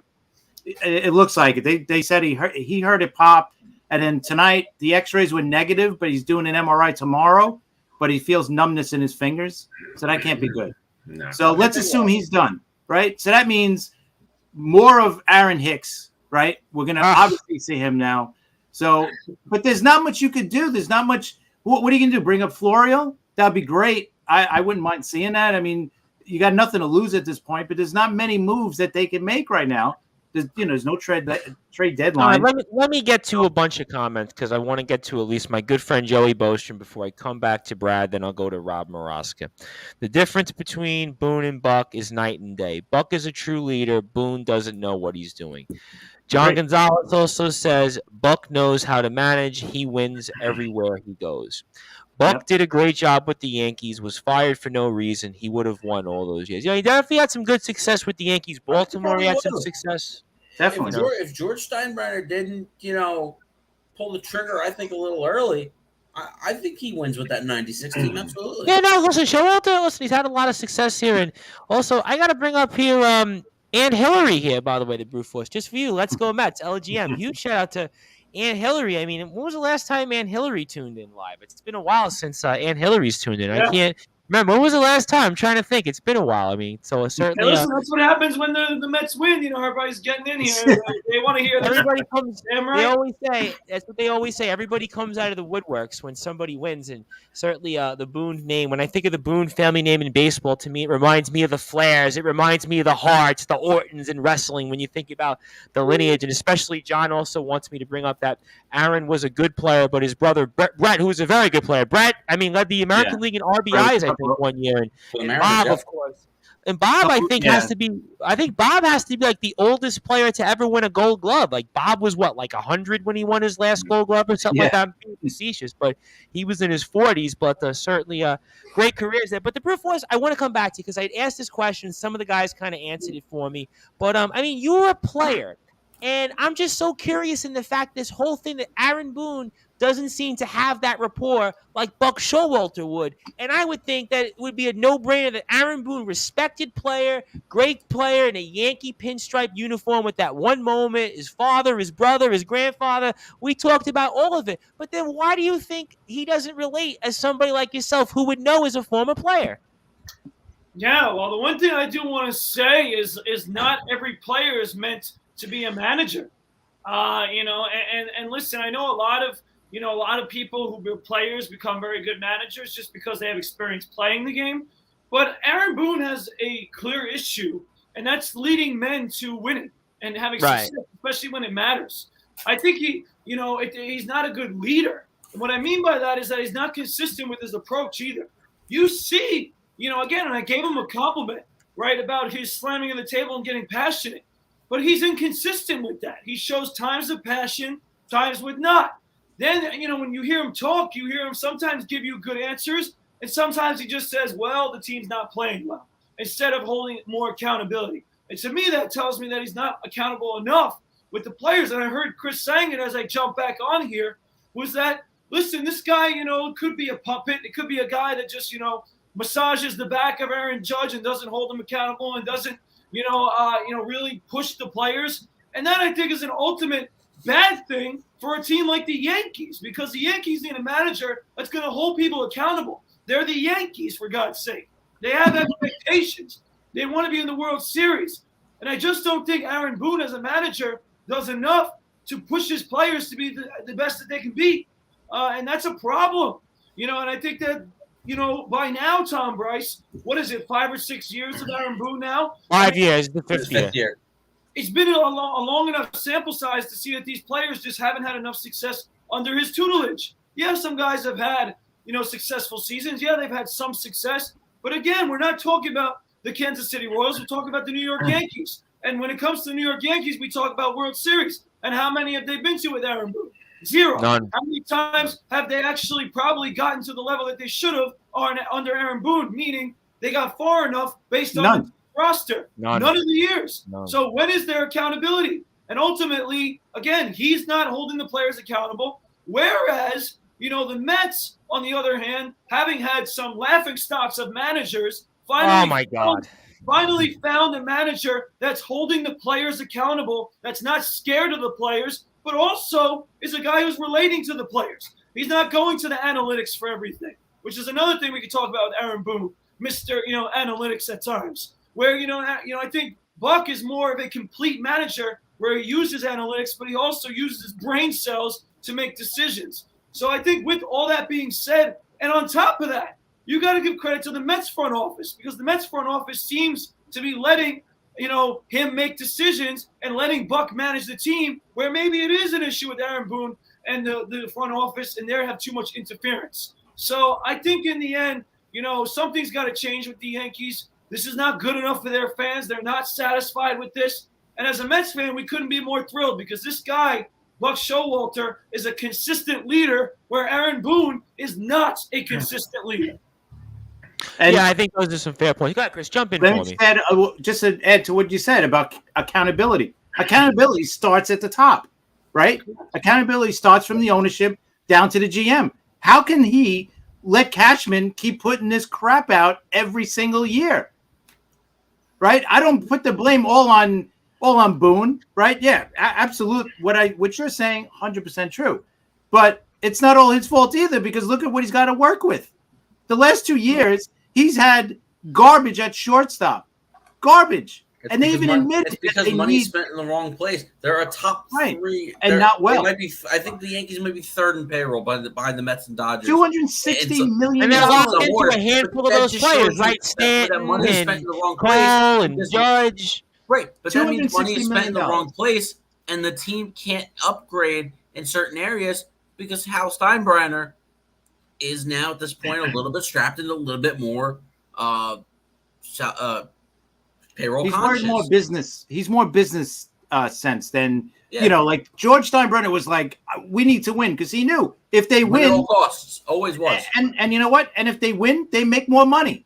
I think George Steinbrenner also and George Steinbrenner really believed and loved the New York Yankees. Go ahead, Brad, jump in. Why don't we give more credit to Steve Cohen? This guy will do whatever it takes for the Mets to win. I mean, he's done an amazing job in a very short time. I mean, look at the results to Old Timers Day. I mean, the fans love it. The fans are happy. And although John Gonzalez would point out that his only beef with the Mets was Lenny Dykstra was not at the Old Timers Day, so that would be he could stay far away. Point. Well, I mean, there's certainly everybody's got different opinions, and I want to also come back to this. I think Old Timers Day was great. I was there on Saturday. It was great. It was a tremendous day. I'm going to get to that in a second. They brought so many great former Mets, and it just shows, how much Steve Cohen really cares about the fan base, because he admitted, like, the fans wanted this.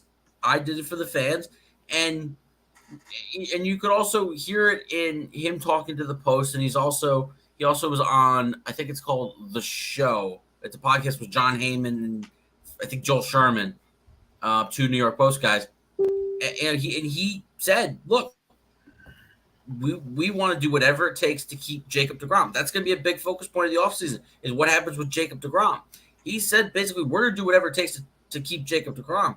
It's going to be a situation where it takes 2 to tango. Does Jake really want to stay here? And if so, Steve's got the money. He's going to throw it out there, and either Jake takes it or Jake leaves it. So, I mean, he's going to do whatever it takes for this franchise, whereas Hal Steinbrenner is more business savvy and more like conscious of the payroll, and it's just now you got to pick and choose who you're paying And that comes down to what happens with Aaron Judge this offseason.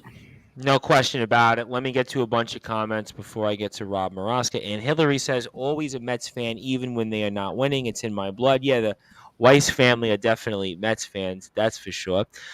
True Brute, look at the Lions. They're on Hard Knocks. Now they're everywhere. Love the Lions. We'll get Everybody to loves them. the Lions. We will. I've been watching Look Hard at Knocks, the- actually. It's been very good so far.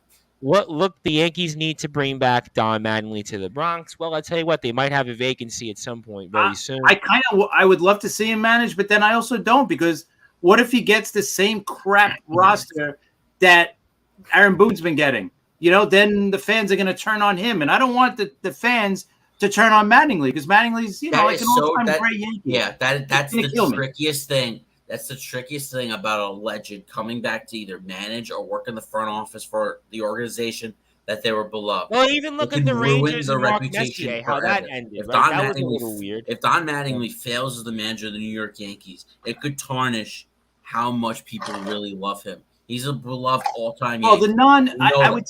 I would say the younger fans would turn on him, but the older fans that watched him play and all that, Right. Well, they yeah. won't turn it. It's the younger fans that never seen him play, that only heard Right, how of great course. he was and all But, that.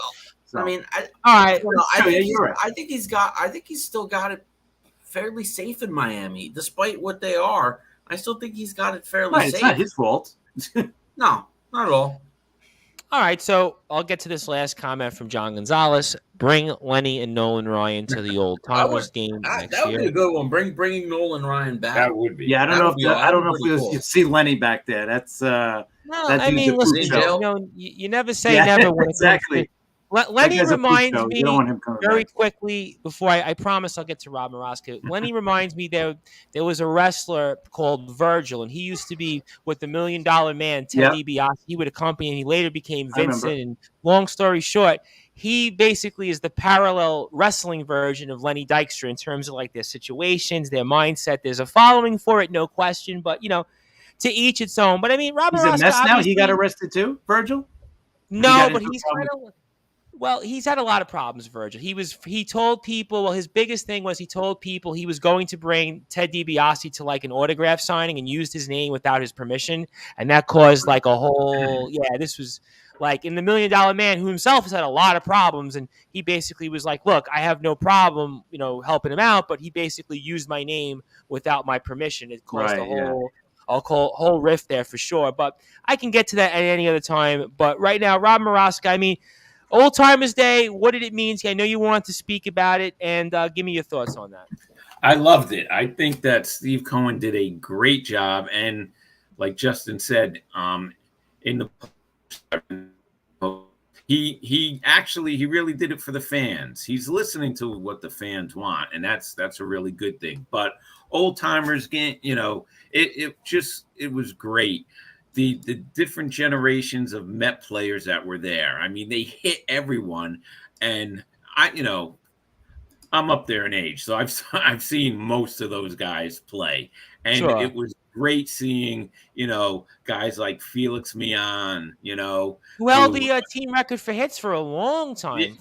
I mean, and just seeing my favorite team, 69 Mets.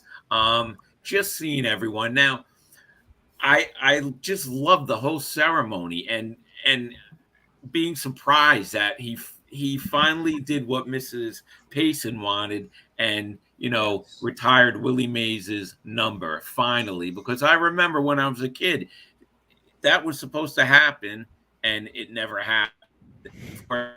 After Payson's after she passed away and her family sold the Mets to the Wilpons and Doubleday. Once Doubleday left, that was it. Once the Wilpons were in charge, everything was a mess. So seeing Willie Mays' number retired, I'm telling you, that was also a great thrill. Seeing John Stearns was kind of sad. I'm glad that he made it to the ceremonies, but he really he looked really sick, but he was there and he wanted to be there, and Steve Cohen made it happen. He flew all these guys in from everywhere.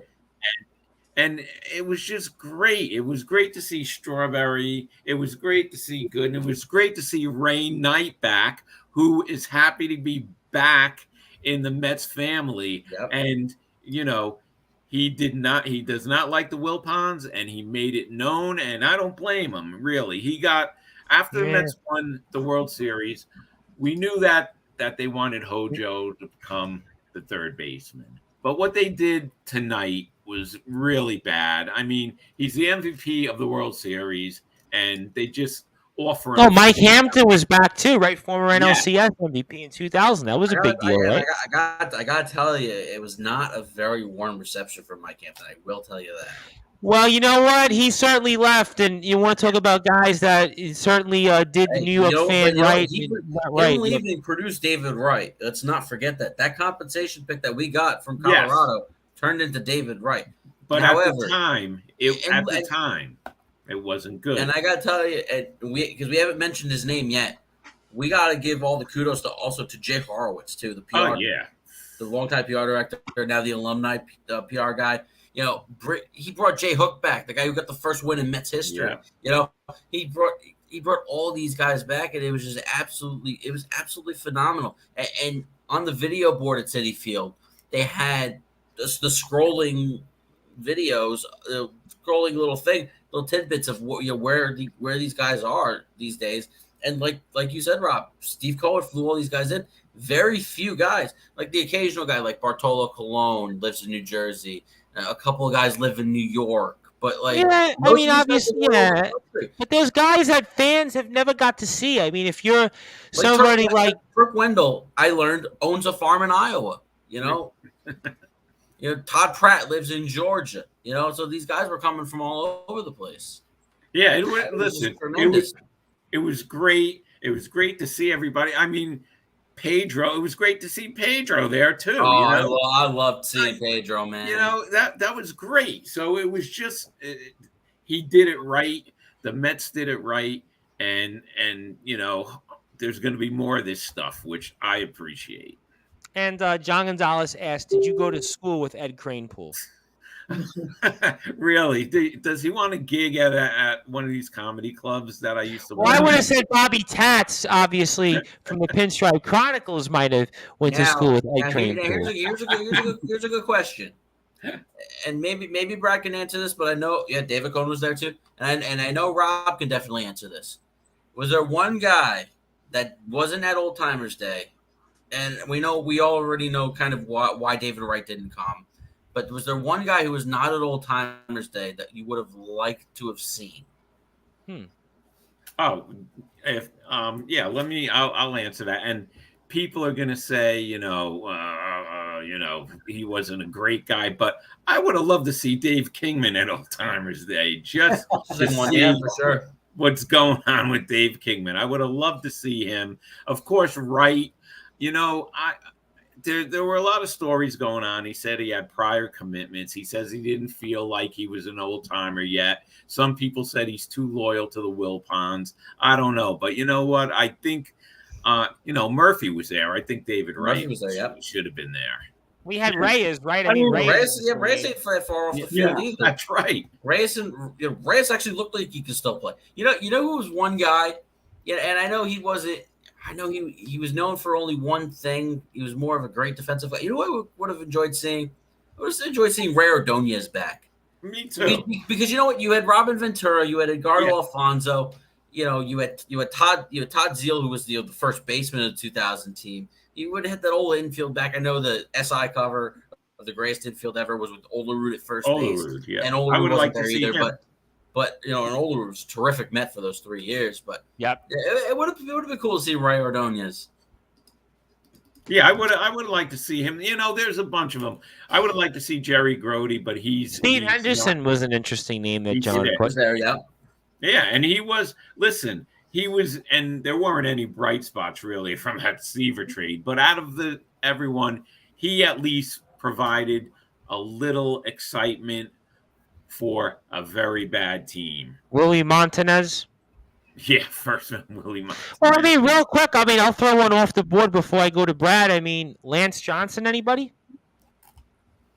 Lance Johnson holds the team record for hits and triples. I mean, Yes. you mentioned Felix Beyond. Had some really, really good years in the mid-90s. He didn't have a long career as a Met. He played, a year and a half? But, I mean, 227 hits. Nobody's touching that record in Met history. So I would have just thought, symbolically, if you're going to go, like, names just in Met history, I would say that would be a name that I would throw out there. And again, 227 hits. Led the National League in triples, I think, also that same season. So that would be a name just from historical purposes would be cool. For you, Brad, I mean, was there anybody you would have liked to have seen or anybody you saw you were like, wow, all right, you know what? Because I think me, you, and Justin are kind of in the same category. We're not like, we don't know 69. We don't know 86. I mean, we read about it, but we don't have the same, history. I mean, I might be a little old than you guys, so I know 99 and 2000, but that's like still relatively young in Met history. But I mean, for you, Brad, anybody that you would have liked to have seen or anybody you saw that you're like, wow, that was great?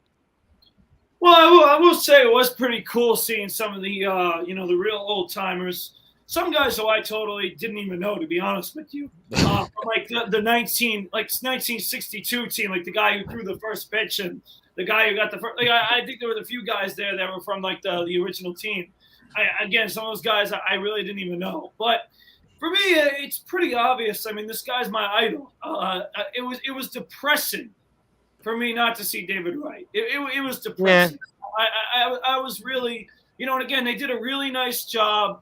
It was nice to see the play. But this guy is literally, for many people who are, around my age, whether, it's, 24, 23, 20, this guy was the guy for us. Like, David Wright was the guy. I know Jose Reyes was there. I know Daniel Murphy was there. I know Bartolo Colon was there. But David Wright is the guy. And for me, like, if he's not there next year, that's a serious problem. He needs to be there. He's the captain. He's the guy who I grew up. He's my favorite. And he played his entire career as a Met. I mean, to me, you think about 2006, 2007, 2008. I mean, he was one of the best players in baseball. Yeah. It was him and Jeter. Again, we'll see, because, again, with Steve Cohen at the helm, I think it won't be too long until we see David Wright's number retired, because he's doing a great job with, again, recognizing the players. But he's got to be there. He's again, an all-time Met, a guy from, again, my generation that everyone wants to see there. But it was really cool to see the 86 Mets. A lot of those 86 Mets, Darryl Strawberry being there. Cliff Floyd was another one a little bit later, but I like to see Cliff Floyd. Yeah, that was a good one. That was a good one. I agree with you on that. That was a good one to see as well. So there were a bunch. I probably could be here all night. But again, like I said, the whole night I was really happy to see the game, but I just simply couldn't get over David Wright not being there. It was just something about it. I couldn't get over it. I just felt like all these Mets, and you just forget. Again, we didn't forget, but he couldn't be there. Again, like I said, he's got to be there next year because he's one of the best Mets of all time. He needs to be there. Simple. And let me get to a few other comments in here. Joey Bostrom says, other than David Wright not being there, it was great.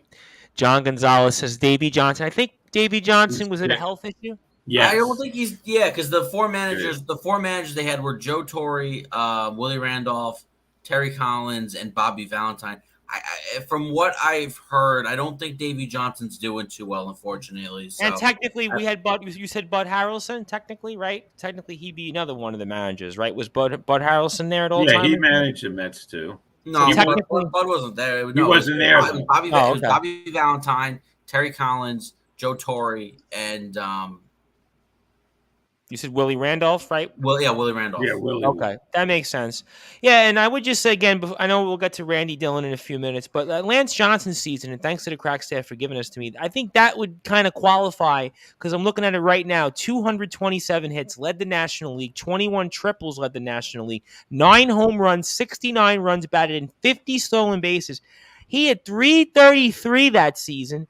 Also scored 117 runs. So, I mean, I know it's only one season as a Met, really, but I kind of would give him an old-timer's day because he holds the team record in a number of categories. Talking about triples, hits, at-bats, that whole season. I mean, I know it wasn't a great season for the Mets, but I would certainly put him up there as somebody that I would have had to put in there. So, I mean, those are some other things there of note. But certainly we are here on Sportswire Radio, and I did want to come to the Braves here real quick because I have Randy Dillon on. And I want to spend at least a few minutes on the WWE because I have Randy here and he really wanted to come on. And I really appreciate the fact that he wanted to come on. And I mean, the brute force, I'm coming back to you before I get to these guys because, the Atlanta Braves, yes, you got the confidence, you got all that. But, I still look at these Atlanta Braves and I still contest it. It's coming down here. And John Gonzalez says, how about Armando Benitez? Yeah, you could make a case for Armando Benitez, even though, shaky history at best as a Met, but statistically, he definitely merited to be there. How about Frank Viola?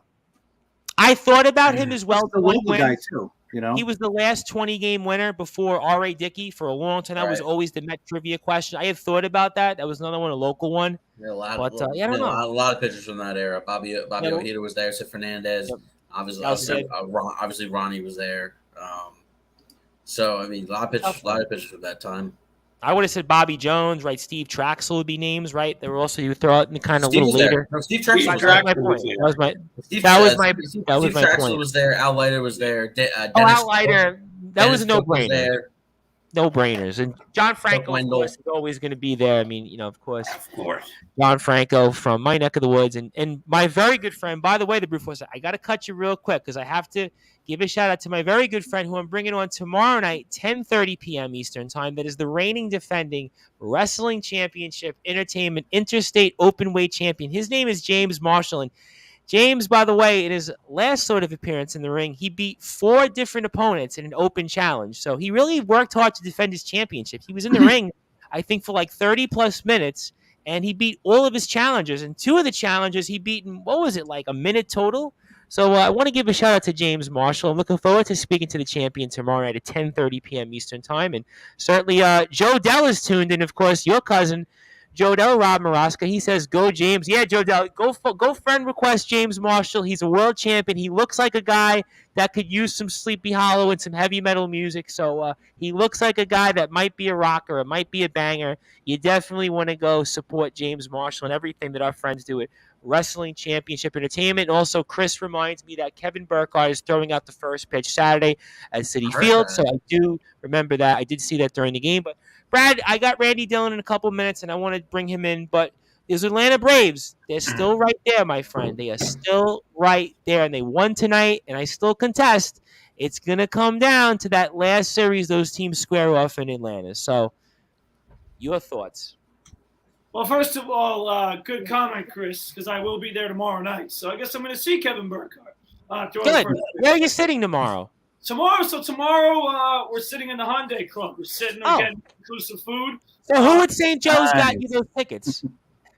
So I bought the tickets, but it was for my father's 60th birthday. So this was a gift. So we're going tomorrow. We're sitting Happy birthday. In the Hyundai section. So it's going to be a nice night. And Scherzer's pitching, so I'm excited.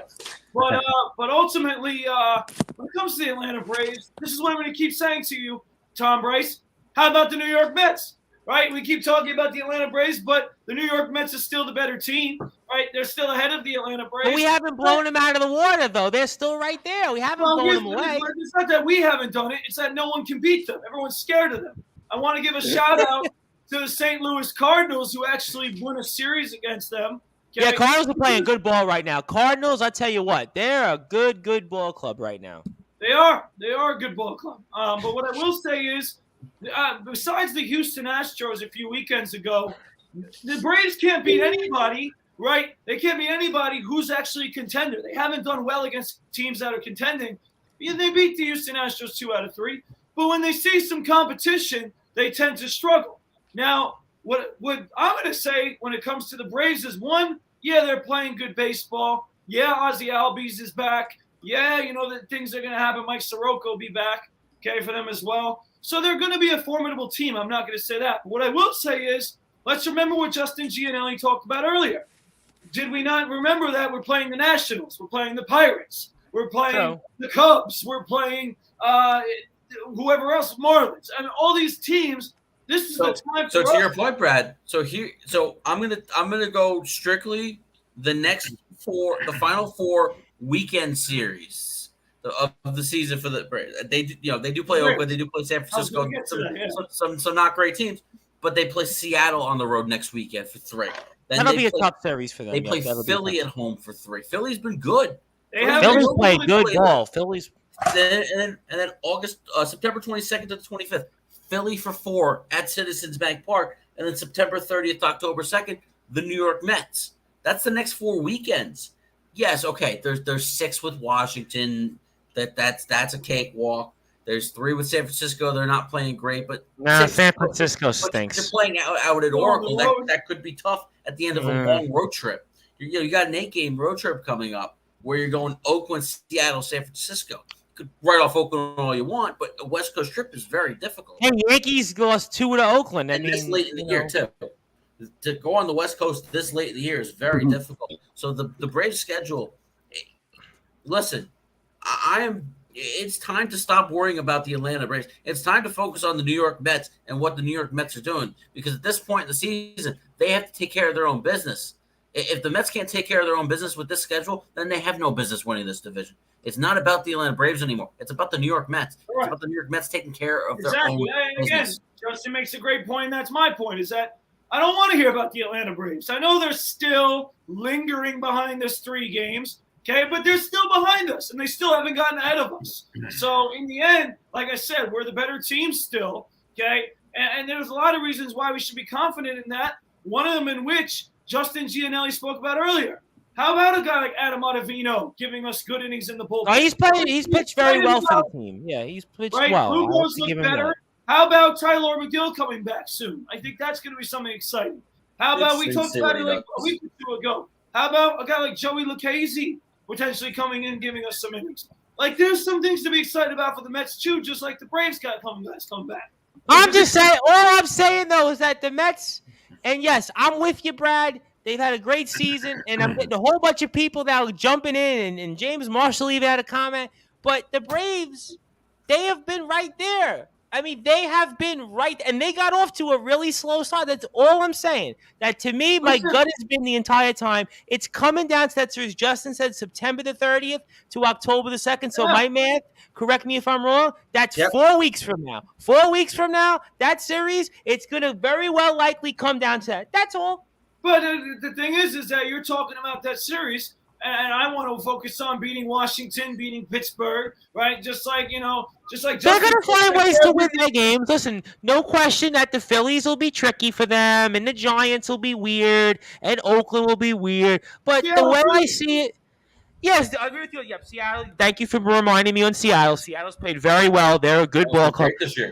They're going to find a way to win almost as many, or if not the same amount of games that we will, because it's been pretty much right around, I think, 3 to 5 games for the past month, the lead, right? And you know what? Each day that happens is one less day on the calendar. I did hear you say that, and I will give you that much. I will give you that every day at this point right now. They always say we are in September. At this point, you could say that. In politics, they use a line. They say that time is either your enemy or your friend. Right now, for the New York Mets, it's September. Yes, I will give you. The Mets win is another day off the schedule that the Braves cannot gain a game. I will just give remember you the word, Tom Bryce. Last thing I'll say, remember the word, because I bring you up every week, and every week we come back on here and we're still winning the division. So remember the word, Tom Bryce. Confidence. I got you. But you know what? The Atlanta Braves, they seem to have confidence too. That's all I'm trying to say. They seem to they've played very well as well. Let me get to several comments before I get to Randy Dillon, because I want to work him in. I'll work myself back and forth between wrestling and the Mets for everybody. The Macho Man, Randy Savage. In fact, for you, Randy Dillon, I was at the House of Glory show this past Sunday, and I actually ran into, believe it or not, who followed me on Instagram, and I have to message him. I apologize that I haven't. I actually am now friends with a Macho Man Randy Savage impersonator. There is a guy. No, I'm serious. He goes to all different wrestling shows, all around the country, and he dresses and looks like the Macho Man Randy Savage. No, not Jay Lethal Randy Dillon. He really looks like Randy. He really looks like Randy Savage. And I went up to him like, the Macho Man.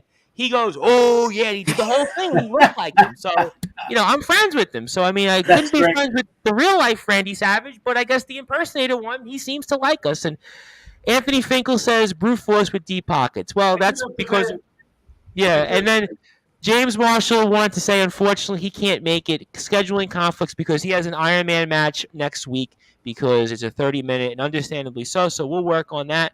Anthony Finkel says, "What's up to Randy Dillon?" Let me get to a few more comments. And Mets have Timmy Trumpet. Yeah, that's, you know what? That's all I know now these days. Steve Saperstein, like I tell everybody, messaged me not about the Mets but the trumpet. So Ron Laird, and love Ron Laird, of course, from our Columbia Fireflies fan base and the days over there, who are now the Kansas City Royals affiliate now, says, "Let's go Mets." And thank you, Ron, for all of your support over the years. Ron loves everything that we do. And by the way, he is also a member of the Sports Authorities group. So certainly want to give Ron a huge, huge shout out. We want Randy. And speaking of that, Randy Dillon, it's been a while. I'll get these other guys' thoughts in a minute on baseball, but I do want to work in some wrestling because I had a wrestler come on here. I mean, Clash at the Castle here. I mean, it's the first event here. I covered it earlier this evening with one of my wrestlers from England, Wildfire Nate Reese, and talk about the significance of this and maybe just your thoughts on Drew McIntyre versus Roman Reigns. The significance of this pay-per-view itself has really grown because I remember a few years ago WWE did an event in Australia. Yep. And they didn't really hype into their Australian, but I think with Triple H now in charge and how big of a name Drew McIntyre is, they really put that international flesh on it. Like, we're going to get Sheamus versus Gunther, which is going to be a classic. How about Edge and Rey Mysterio together? Who would have thought that would have happened? Finn Balor there. So you get really a big international mix. But for Drew McIntyre, Roman Reigns, a few weeks ago, I watched their match at Survivor Series they had. That was a classic. This, I think, is going to be another classic. Like, Drew McIntyre, this is going to be a first time in a long time where you've seen home field advantage. Usually it's a split advantage with a hostile crowd. But this is going to be comparable to the British Bulldog in his heyday. This is what it's going to be Bulldog in heyday, Punk when he was in Chicago in 2011. Like, you're going to get that type of reception. But if I had to give prediction, I think this is a perfect time to give the title to Drew McIntyre. We know Roman Reigns been up and down on off the show. I think Drew McIntyre showed he's held the reins before, and also as well, there's other things happening. We noticed with Karrion Kross return, other stars with Dexter Loomis. I was happy that Scarlett returned with him because I just love looking at Scarlett. That was just amazing there. But there's so much happening there, and I think you have to give McIntyre the title. Otherwise, the question is going to be who's going to lose the title reigns. I think McIntyre. You know what? And I completely agree with you. And unfortunately, Wildfire Nate Reese, who's a professional wrestler in England, he thinks Roman is going to keep it because he thinks exactly the opposite, sort of. And you can't really find anyone to take the title off him. So he thinks kind of the opposite. And he's a wrestler, so it's kind of like you take that and say that's a good point. But, I mean, I do think that this is kind of the crowd, the moment. Yeah. Even if you do something screwy, and whether it's Austin Theory or somebody else that takes the title off him, I would definitely like to see a title change. And there's two things I could see that happens with the title, with the match. Either McIntyre win cleans, either we've seen over the weeks how there's been now a little bit of a drift between Sami Zayn and Jey Uso. Either that's going to cause Roman Reigns to get disqualified to keep the title, or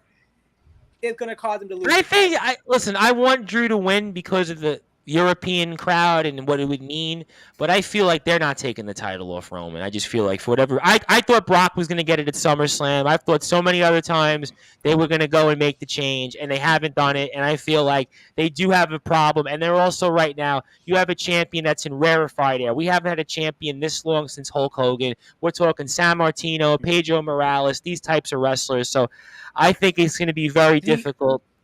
Yeah. Yeah, the only concern I have with if they give McIntyre, the fans are going to, with Reigns, they're going to start resenting him again, how they did back in his early days, where it just booze. They just couldn't accept him. It's the cool factor right now. They've got like the NWO, D-Generation X. You know, they've got that coolness, the Shield right now factor, and there's no question they're riding it. But they still have to figure out a way to transition titles. And right now, that company right now, to me, has a problem where AEW doesn't have that problem. AEW has other problems. I'll come back to in a few minutes with you. But Joe Dell says, Rob Maraska, give him the title. He's the head of the title table.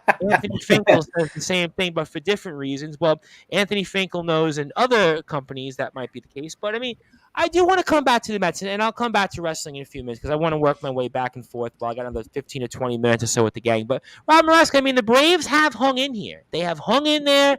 You know the history. I mean, is there something to what I'm saying, or you're with Brad Weiss the whole way? Confidence. I'm with the brute force. I'm not worried about the Braves. You can't worry about the Braves. You have to worry about the Mets. The Mets keep winning, and that's what we're going to focus on. We're not going to focus on what happened last year, or any of that stuff. Okay? The Braves, I'm not even thinking about the Braves right now. It's September. Justin had it right. Every day is one day closer.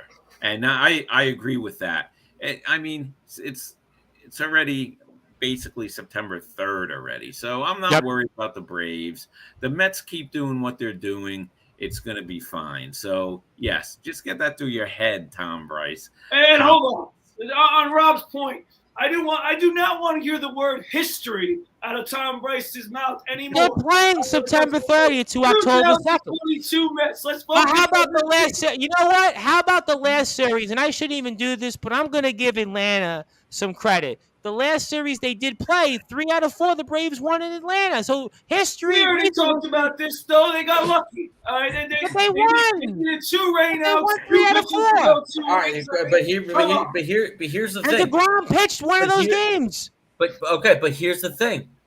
If the Mets win one of the final 3 against I heard the you Braves, make that point last week. That's an extra game in the standings, quote unquote. Because if the Mets and Braves end up tied and the Mets win the season series, They'll Mets win the have that tiebreaker. game in hand. There's no 163 anymore. Who had the easier schedule going in, though? Is it the Braves or is it the Mets for the remainder of the the Mets the have Mets. the easiest schedule in all of baseball left right now. Ron, thank you. To me, listen, the Braves have played well, though, the whole way through. They've played well since, I think, the end of May. I mean, that's all I'm saying. I'm a Mets fan. I'm just trying to be objective down the middle. That's all. I'm not a Braves fan. What, you the Atlanta fan base? Come on. Who cares? cares? I'm very humbled to have fans all over the world, whether it's in the United States, whether it's in the United Kingdom, whether it's in Canada. I have many fans around the world. Thank you very much. I appreciate it. But the problem is Atlanta still has to make up 3 games. So if the Mets just keep playing their game, just worry about worry about your stuff. You're not catching anybody. You know what? From what I've heard from you guys, it's really what I've heard. It's pretty much the Mets. They have, as long as they take care of their own business and don't go on a long losing streak, which they have, it would be a huge wasted opportunity. The Braves pretty much have to run their own table and get some luck and win a few games. The team chasing, the team that's behind the team that's behind the Atlanta Braves, they have to worry about what the Mets are doing. Because if the Mets slip up, then that's where the Braves have to take their opportunity. If you're the Mets, it's a loser. If you're the Mets, it's a loser second place mentality. If you're worrying about the team behind you, worrying about the team behind you will allow you to fall back to the crowd. I'll tell you this much. Take care of your own business. I'll tell you this much because I've been eating crow on a whole bunch of other things, and I'm going to come back to Randy in a second. The Mets have 85 wins this year. Oh, no question. 85. The Mets are going to win. They're most likely going to win 100 games, and we've only done that in the franchise history, right? 3 times, 69, 86, and 88, right? So they've only done it. You know what this reminds me of? This reminds me of Dodgers Giants last year, and the Mets are in the position of the Giants right now. And guess what? Well, Yankees Red Sox a few years ago. Remember, both teams won 100 games. But here, my comparison now. The team behind the Giants was the Dodgers. What were the Dodgers last year? The defending champs. True. What are the Braves? The defending champions. And the Mets are the team ahead. And the Giants won the division by 1 game last year. They wound up playing off But that way that did end, though, was the Dodgers beat the Giants in kind of a controversial, way there, but they won. But here's the only difference. We won't play them in the first round. Right, because the Dodgers are so good. Yep. The Dodgers are going to be the 1 seed. The Mets' no question. is they're not going to catch the Dodgers for the best record. Oh, no way. They're just not. And I know San Diego's up 4-0 tonight, and the Dodgers are struggling tonight. Dustin May has not pitched great, but the Dodgers are fine. They're going to get back, and they're going to start winning, racking off wins again, and they're going to win. They're going to have the best record in the National League. It'll be interesting if we see Mets Braves in that. See the Braves until the end, if at all. And before I come back to Randy, because I do want to spend a few minutes on wrestling, because I do have people that like to hear that. Just the standings real quick. Yankees now only 5 games ahead of the Rays. So, I mean, it's getting dicey now. And Toronto is 7 back. So, Toronto is right there as well. Baltimore, 8.5. And, again, Baltimore right there for a playoff spot. The AL Central, nobody seems like they want to win this division. For whatever reason, I can never figure this out. It looked like a week and a half ago, the Guardians kind of had firm control. Now you've got going in, you got the Twins half a game, the White Sox 3.5, and the Twins and White Sox play each other. So I believe that game hasn't finished yet. Then you've got in the West, Seattle 10.5 behind Houston, but Seattle is in the huge discussion for a postseason spot. Then the National League, you've got the Mets and Braves, again, 3 games back. Philadelphia in a wild card spot as well. St. Louis in firm control now of the Central, and Milwaukee 7 back. But Milwaukee's kind of on the edge of that last wild card spot with the Padres. And the Dodgers, of course, are all but about to clinch, as Justin pointed out last week, in the National League West. And some scores of note here for those that are listening and watching this on the various Sportswire radio platforms here. Astros 4, Angels nothing, bottom of the 6th. Diamondbacks 2, Brewers 1, top of the 7th. Padres up 4-0 over the Dodgers going into the 5th inning. You've got the Giants 10-0 over the Phillies in the bottom of the 3rd. So I guess the Phillies just didn't want to show. They didn't want to show up. The Phillies pitching. Yeah, let's talk about that real quick. The Phillies pitching is kind of taking a hit this week. You had the other night, and it was the first game of the Arizona series. They took a 7-0 lead on the Diamondbacks. They lose that game 13-7. Then in game 2, they found themselves behind 9-0. They gave up 22 consecutive runs and eventually lost that game 12-3. And then tonight they're getting destroyed by the Giants. Yeah, I don't know. I mean, I think they'll make the postseason, but they have an interesting. They will, but I don't trust them. Well, I don't want to sound. I'm just gonna say quickly. I don't want to sound like Eminem, but guess who's back? Back again.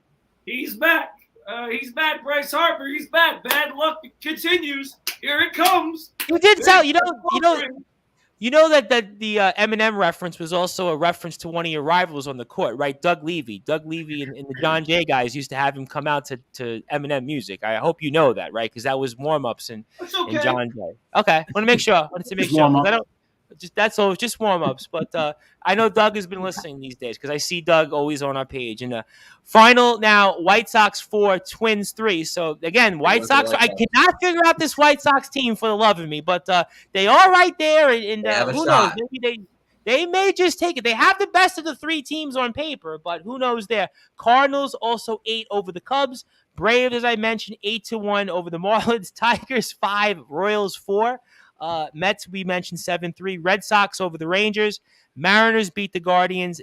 Rays and Yankees we spoke about. Orioles going to win. Orioles right there. I think we're all rooting for the Orioles. Reds 3, Rockies 2, Blue Jays 4, Pirates nothing. You know, Randy Dillon, I do want to talk about, and John Gonzalez says Tony La Russa is not managed. Yes, I did see that a couple days ago, so maybe that's why they're playing a little better. I don't know. But, you know, Randy Dillon, I spoke a little bit about WWE and the significance of tomorrow's pay-per-view, but, you know, AEW's got a card that, I mean, I have at least 4 matches, maybe 5, that could be a main event. And some of the guys I actually saw on the show coming up Sunday, I actually just watched at House of Glory, and that's the House of Black guys, obviously, and Brody and Buddy and certainly Malachi Black. But give me just a few thoughts on All Out and some of the things you're watching. I imagine Jericho and Bryan Danielson and certainly the main event, and Christian and Jungle Boy might be the match for me that steals the show. But anything AEW you want to talk about for a few minutes before I bounce back into these guys? AEW right now is really get my mind rattled because I have no idea what the heck that company doing it for. It's a cluster. It's a cluster, that company. And you compare this card to last year, All Elite card, it's a complete mess of they're just meshing guys in the match. There's no really storyline. The only storyline you kind of have is Jericho. It's Jungle Boy versus Christian Cage. I think Jungle Boy and Christian has a lot of storyline there. Storyline you have, like the Chris Jericho versus Bryan Danielson seems like they just put together just because. Jon Moxley versus CM Punk is just because, and I'm hoping for the love of God, Punk does not walk out with the AEW championship. Well, Nate Reeves said he thinks he's winning the title. I mean, if he wins the title, then and fans are happy with that, then fans gotta look back to when Goldberg took the title from the Fiend, because this makes absolutely no sense to a guy you made an intern champion first off. Like that, why are you making him injured? He's injured. It's like any That's sport. what I don't like about AEW is, and I've said this before, and I said this to Nate Reese, and he's obviously a wrestler, and he's involved, and he quote unquote, without going too in depth, and I don't want to bore people, he talked about the politics in wrestling, and a friend of mine is a guy, Chris Urban, and off the air, he talked to me a lot about politics that is in play in wrestling, and I come from the political world, so I understand what they were trying to talk to me about between the lines. But it seems to me that AEW has a major problem in that, Randy, because they're bringing guys in every other few months and they're chasing that moment. And these guys have resumes and they're all trying to, not that they're in it for themselves, but you can't not bury these guys, quote unquote. And they're all looking for that moment. And I think that's the problem they have right now. And honestly, Tom Bryce, like I've thought about this a lot. A lot of these problems have come up very lately. And I think the straw of this is Cody Rhodes leaving probably did a lot of that backstage, keeping Cody, seeing what's happening with the guys in back. Ever since he left, the first few months, everything was fine. But lately, you've seen guys are getting pushed left and right. They're putting you guys together. Like, for example, Keith Lee, everyone thought it was going to be a signal, guys. They put him in a tag. How about Adam Cole? Listen, Adam Cole, they brought him in, and there was the huge hype around him, and I can't figure him out. Samoa Joe. I mean, you got Kenny Omega's back, and to me, he's like... What are you doing with Darby Allin? Like, pretty much you put him with Sting for so long, and now he's on the sideline. Same with Adam Cole. Bobby Fish got released, and they were supposed to do a reunite of the era. And then going back to another guy you just talked, Sammy Guevara and Ty Conti, they had something gold with them, and they just made him Jericho's lackey with the Although I'm not complaining about looking at Ty Conti's backside, though. I'm just no one is, but there's so much things I think what Cody Rhodes did where he was able to keep things flowing. Now it's just a cluster, and some people are okay with it, but if you're going to be okay with it in AEW, what's the difference of not doing done in WWE? I think that's the thing where a lot of people give AEW a pass, and I'm sorry to say, because there's a certain fan base that they appeal to. They're going for social media, and I'm just gonna say that much with TNA. The big fall with it for people said Dixie Carter ran that company as a fan, not as a promoter, and that what really pissed off Jeff Jarrett why he left. Tony Khan was doing the exact same thing, running as the fan. The only difference is Tony Khan got a lot more money than Dixie. Exactly. Dixie only had a little bit of money, but. Joe Dell, of all people, Rob Maraska says, Jim Cornette can't stand Kenny Omega for some reason. Yeah, I did hear that somewhere. And then we had this whole thing, Randy, with Will Ospreay and Kevin Nash, and then the whole thing about shirts. That was just hilarious, I thought, online. Because Kevin Nash, right, what's your merchandise? Because at the end of the day, if you can put on a great match, but if you're not selling seats, if you're not selling merchandise... And you know that because you were technically a professional wrestler. You were technically... You know about it. I never put on a match, but I did train. I was in the back of the business. And the same thing with people coming with Ronda Rousey. At the end of the day, Ronda Rousey will sell more seats than most of the women in the division. Oh, hands down, because Ronda Rousey, the average person in the street's going to know Ronda Rousey. Exactly. She was a UFC superstar. There are certain people that come in, and I think that's why, very quickly before I come back to the other sports, in that CM Punk, why he's so controversial was because he was brought in to be like a Ronda Rousey because he was a name that many, many people knew, and there was an aura about that. Now you compared it with Nate misplayed that. They misplayed it because they had what he did with Brock. It should have been thing like Brock. He comes on every week.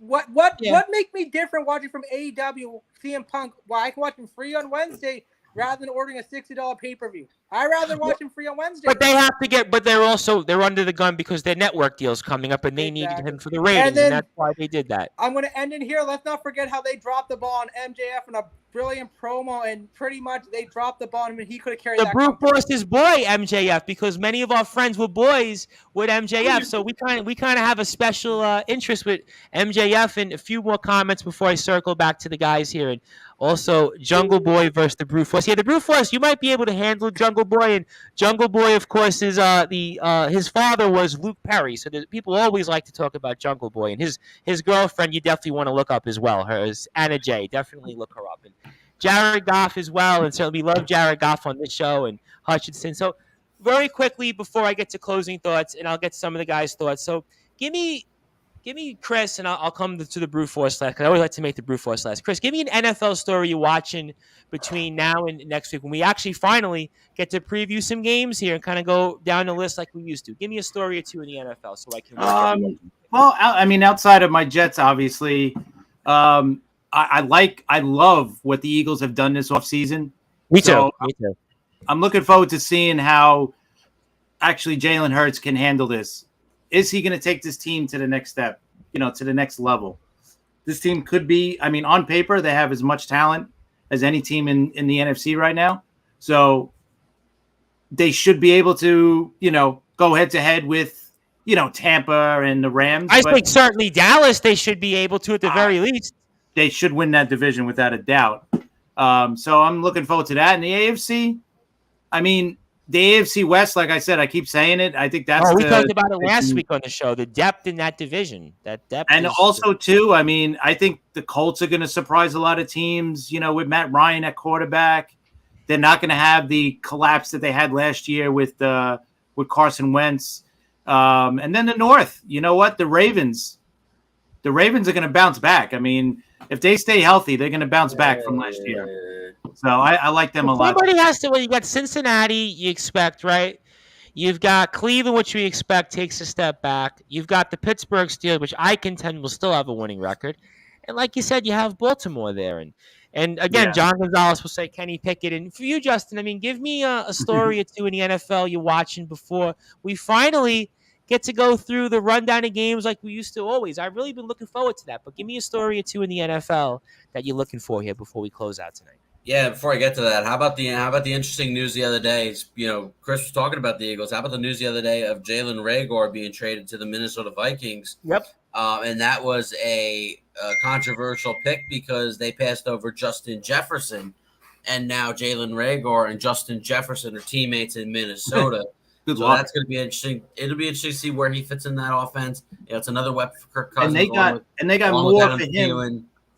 They got more for him than the Cowboys got for Cooper. Amari Cooper, yeah, that's right.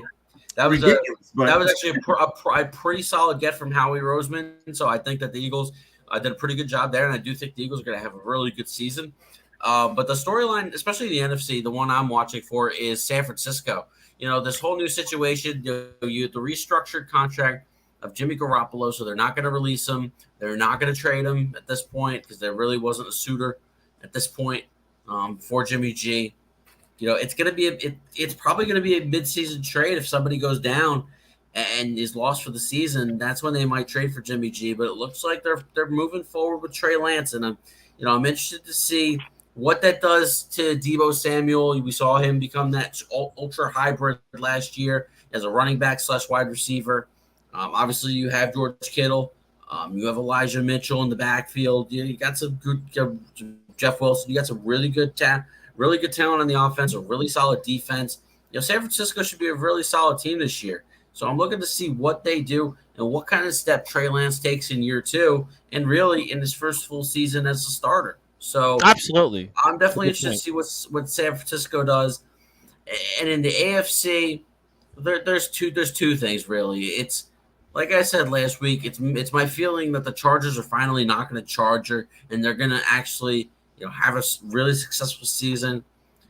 And 2, I look for Jacksonville to surprise some people, and I don't know that they're going to make the playoffs or be in playoff contention or anything, but look for Jacksonville to surprise some people. You got Doug Peterson. You got Doug Peterson in as the head coach now. You get the mess of Urban Meyer out of there. I mean, what a disaster that 1 year was.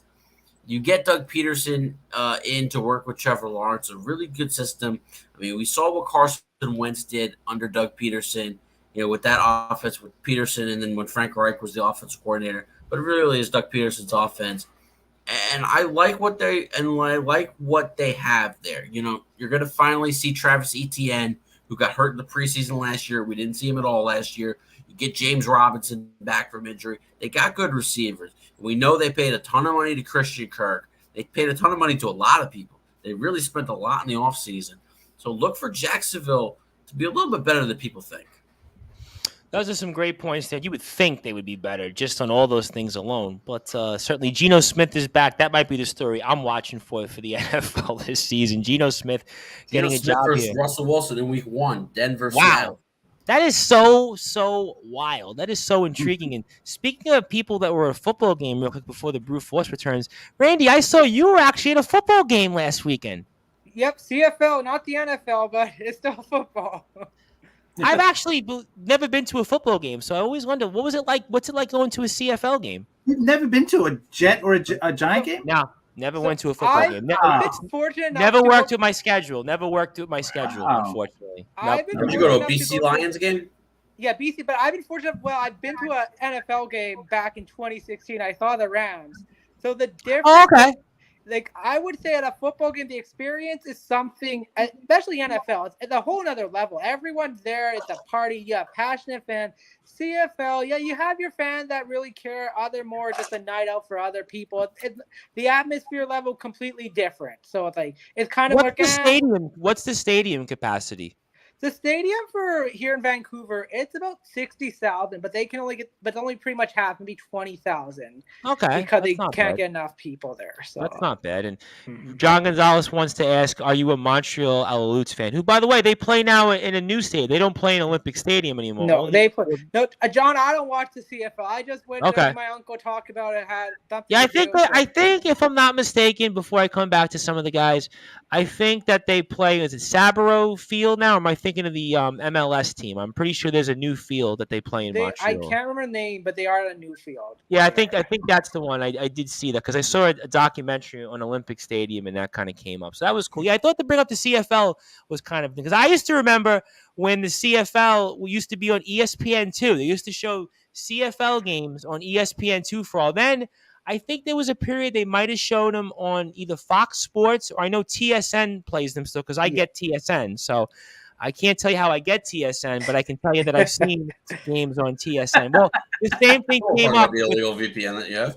The same thing came up with the WWE Network because it came up with obviously Wildfire Nate Reese, and he goes, how did you get the WWE Network? And I said, I can't tell you on the air. I can only tell you off the air. It's a magic secret. But the Brute Force, I got to ask you before we get to closing thoughts tonight. There's a story or two you're watching the NFL before next week when we finally review some games and pick some of the teams we like. Anything you're watching? I don't know. It could be fantasy football, whatever else. I know you always got something to say before we get out of here. Oh, yeah. Well, first of all, we do have to pick one game before we leave tonight because there's a Thursday night game before we talk on Friday. So I will pick that game here in a second. But John Gonzalez stole the thunder from me. I mean, come on, John. My first storyline was going to be Geno is back. Geno Smith is the starting quarterback of the Seattle Seahawks. And I just can't believe it. This guy, I mean, I do understand why Seattle is going with Geno Smith. But the fact that you have to go with Geno Smith is definitely an indictment on Drew Lock and definitely not good for Seattle. But he does have the most experience on the team in regards to the system. But I will say, as Justin Gianelli, earlier when we were talking football before the season, said, oh, no, Seattle's going to beat Detroit. I don't think you should be that excited about Seattle beating Detroit now. With Geno Smith at quarterback, I don't think you should be excited about Seattle beating many teams. Because it's Geno Smith, for God's sake. So I think he's going to win. For whatever reason, call me nuts, call me crazy, almost kind of like the Joe Flacco thing against the Ravens. I just think for whatever reason, Geno Smith might just win this game. I don't know why. I don't know. Yeah, I don't know about that. I think Jared Goff, the guy who was mentioned before, is actually better than Geno Smith. So I will say. I would agree with you on that. I mean, I was confident about this decision picking Detroit over Seattle later in the season. Before this, now with Geno Smith, my God, I'm really going to pick him.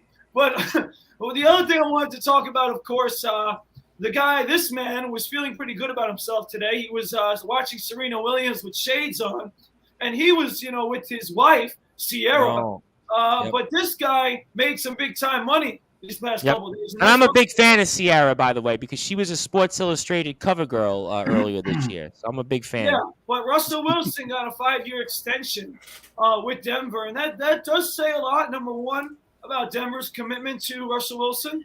I think Denver is sick of, rotating quarterbacks like they've been doing recently. and they want to put confidence in one guy. And I know it goes until his age 40 season, which is concerning. But I will say Russell Wilson's a guy they can trust, and I think, they took on the Peyton Manning experiment when he was in his elder days, and that worked out well. And I think they see the same in Russell Wilson. So I think it's a good move by Denver to give him an extension. I think it solidifies their quarterback position. And they're a pretty good team to begin with. They're going to be, obviously a contender in that really good division. But ultimately, Russell Wilson's extension, like I said, I think it's a good thing. That's a tough division. That's a tough division. Yeah. But I do want to say, Tom Bryce, because I'm going to put this up because you can't tell me how excited I am.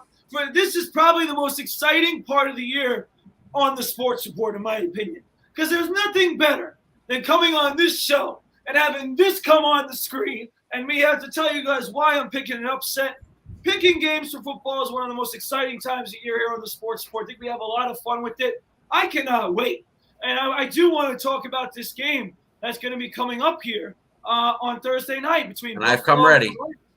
And look at that! Oh wow, boy! You guys conspire for this? Wow! I will say though, Justin's wearing that jersey, and they're listen. There's no upset in this game. I just want to put it up there because I'm excited for next week. There sure will be upsets on my watch next week. I'm looking forward to that. I can't wait to get my New York Post at about 8:00 next week and have the paper out and go over those games. There's nothing more exciting than when we pick games here on the show. I gotta say. Absolutely, I agree with you. And I think this year, I'm actually going to be in a league, a pick'em league. So I'm. Oh, really? Okay.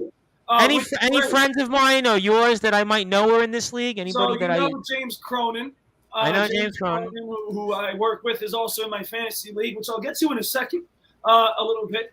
But what I will say is this: the game between Buffalo and the Rams to start the season is going to be a great one. But I got to go with Justin Gianelli. I agree with him. I think it's going to be the Rams and that jersey winning that game. I got a score prediction as well. I think it's going to be 34-31. The Rams will win by a field goal. It's going to be a high-scoring game, really exciting game to start the season on Thursday night. Now, what won't be exciting is everyone trying to figure out how to watch the damn game on Amazon Prime, which is fine because I just thought about that because I figured the season opener's on NBC. Is it? Okay, well, still. The season opener is always on NBC because it's part of the Sunday night. Going forward, though, you got to watch on Amazon Prime. I think of a place like Duffy's, for example, like these bars, like Ridgewood. Right, are they going to have Amazon Video on? That's what I thought. That's the one thing, I've been to a few restaurants nearby, and they don't have the smart TV. So whenever the Yankees or the Mets are on Apple TV or something like that, they can't put the game on. That's where it's going to affect you, right? So you know what that means? You're going to get some ESPN crummy college football game Thursday night. That's what you're going to get, these bars. You're going to get some – West Virginia, Pittsburgh type, which wasn't a bad game yesterday, but that's the kind of game that you're going to get. Classic. I have some weird comments here. Let me get to Jordan Franco, who's wearing a Tampa Bay Rays shirt. I know Pink Floyd sang about the dark side of the moon, but if I was stuck on the dark side of the moon, I would rather have Led Zeppelin with me. What about y'all? I'm actually not a Led Zeppelin fan, so I'm not the person to speak about it. I'm a Led Zeppelin fan. I would not mind. What's that? I think he's feeling too good about the Rays right now. He's like, he might be thinking too good about them. Yeah, because I'm like, what does that have to do with anything? He can. There is no dark side of the moon. A matter of fact, it's all dark. And then a bunch of comments here. John Gonzalez says, wait till you see my picks. He goes with the Rams. And also Jordan says, and is Nutella really that good, or is it all overhyped? I'm thinking first of all, what do you guys think gonna happen with the season? Who you think gonna go who's your Super Bowl favorites quickly here? I'm going with the Detroit Lions. That's my pick. Well, you made John Gonzalez, I think, happy. So I'm gonna go. Of mine. So I'm gonna go Buffalo. I'm gonna go Buffalo for mine. I've heard the Lions Steelers. You just saw the preseason. You just saw the preseason Steelers against the Lions. Yeah, why not? There you go. Why not? They have the history, and the Lions do. They haven't been to the Super Bowl. The odds would be super high for that Super Bowl. So money, I would put that in. The hell of it. Put $10 in, you might come back with 10,000. Yeah, at least, maybe more. And I have another comment from Jordan, which I'm not going to put on the screen because I can't do that. But I will say here, John Gonzalez says that's bullcrap putting the NFL on Prime. Yeah, just like baseball. We've talked about baseball and how baseball, it's the same thing in here. And Joey Bostrom says, can't wait for week 1 of the NFL season. Hopefully the Jets still. Boy, I got a lot of comments. Maybe. People are just fired up tonight. People really are like tuned in tonight. I thank you for tuning in.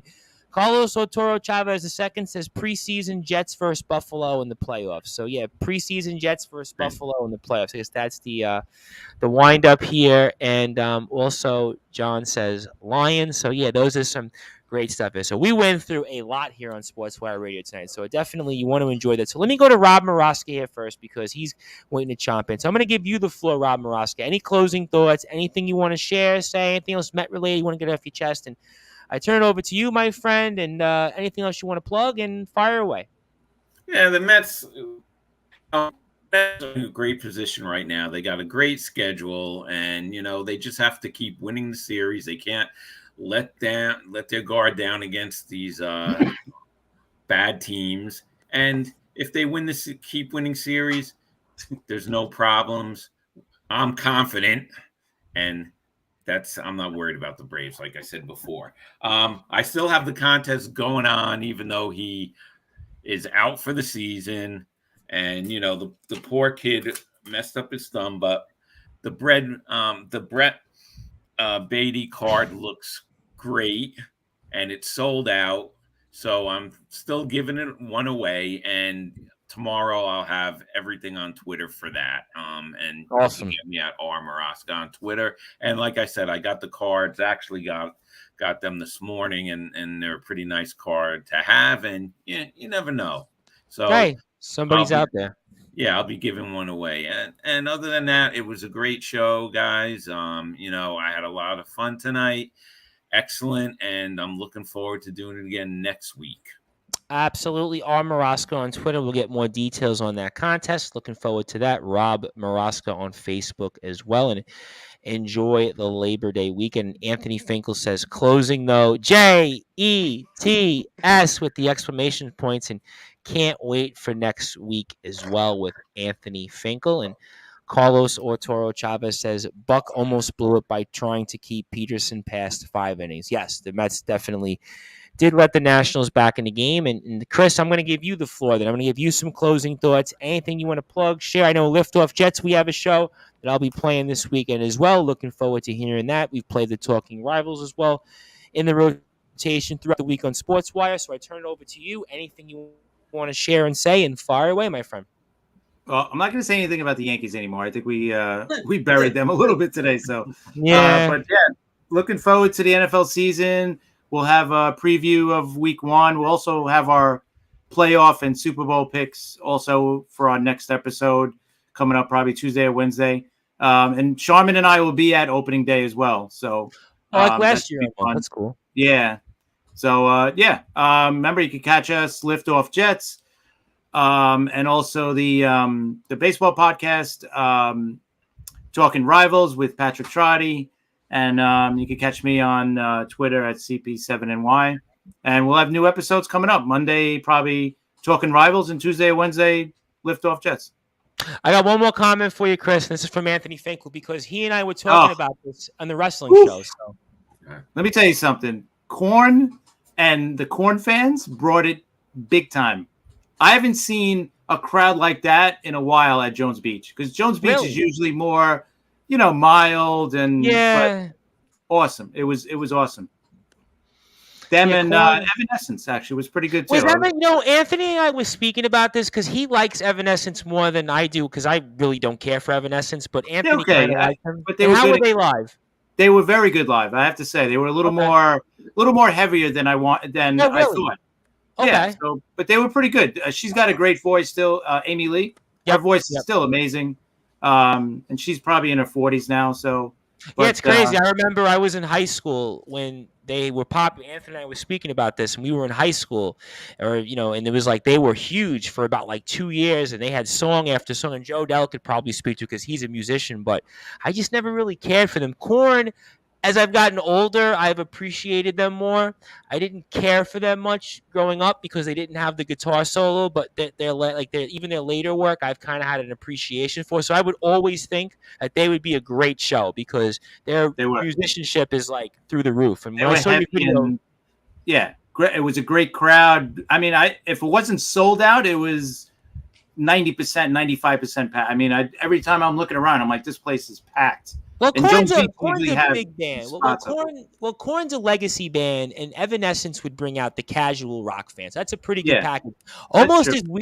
Almost as weird of a package. Real quick before I get to Randy, there's a package coming up that I saw. It's Five Finger Death Punch with Megadeth, and I I'll think be the there. Who, and the The Who. Who's a special guest, which I think that's like the weirdest bill I've ever seen. Not the Who. Not the Who. Not classic rock, the Who. No. Oh, it's not them. It's a different Who band. It's a band called The Who. It's HU, and they're something else. It's a weird rock, but still sounds even more weird than I just heard. Yeah, no, it's definitely not The Who. Oh, okay, because I was gonna say, because I know that Keith Moon's dead. I know that what's his face, John Entwistle is dead, and I was like, how are they still? Yeah, it's only two playing? original members now. Yeah, and so. I really wouldn't want to see that. They're All right, playing so at cool. UBS, I think. Yes, because I heard that on the radio about 2 weeks ago, and Anthony and I were talking about that. All right, so all great stuff with that. And John Gonzalez also wants to say, great show, guys. Brute, Macho Man, Boy Wonder, Justin, and Chris, Rob, and his haircut. So we got to get that Macho Man guy on one night. Yeah, I got to message him. Cool. And he would bring fans. I got so many people, man, that I owe and get back to, and it's just right now I'm like overloaded and other things. But I promise you, we'll get him on because I know he would want to talk, and we've been speaking. But all great stuff, Randy. I want to give you the floor, give you some closing thoughts. Anything you want to plug, share, say. I've also enjoyed the latest hockey fan chat with the Edmonton Oilers fan. Really enjoyed that. Great stuff. Looking forward to more with you. And I turn it over to you, my friend. The floor is yours, and plug any social media. Thanks, guys. Great to be back. Just some closing thought. I know the NHL season right around the corner. Just to give you guys some Islander fans some thoughts on what's happening.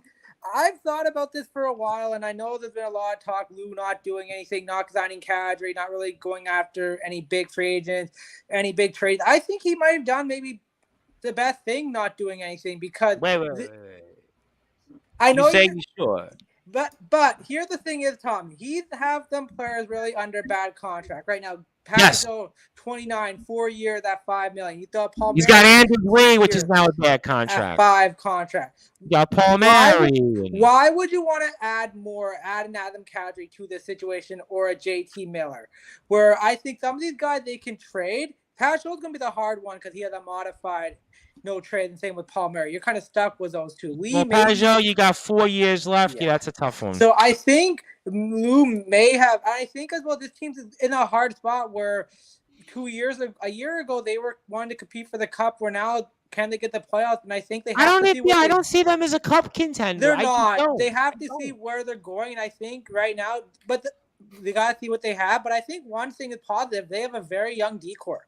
A very young and a cheap decor that could help. Yeah, I think the goaltending is going to be good. Sorokin's going to be a stud. He will be a stud for sure. You have 1 year with Varlamov. Maybe he can the chip. But I know Islander fans are disappointed, but maybe short term it might work. You get someone like Kadri or Miller, but long term it would hurt them because you still got to re-sign Barzell, and I think that's the big thing. So you might have to maybe. I just think, and I had this conversation with somebody in the street yesterday. They go like 4-9-2.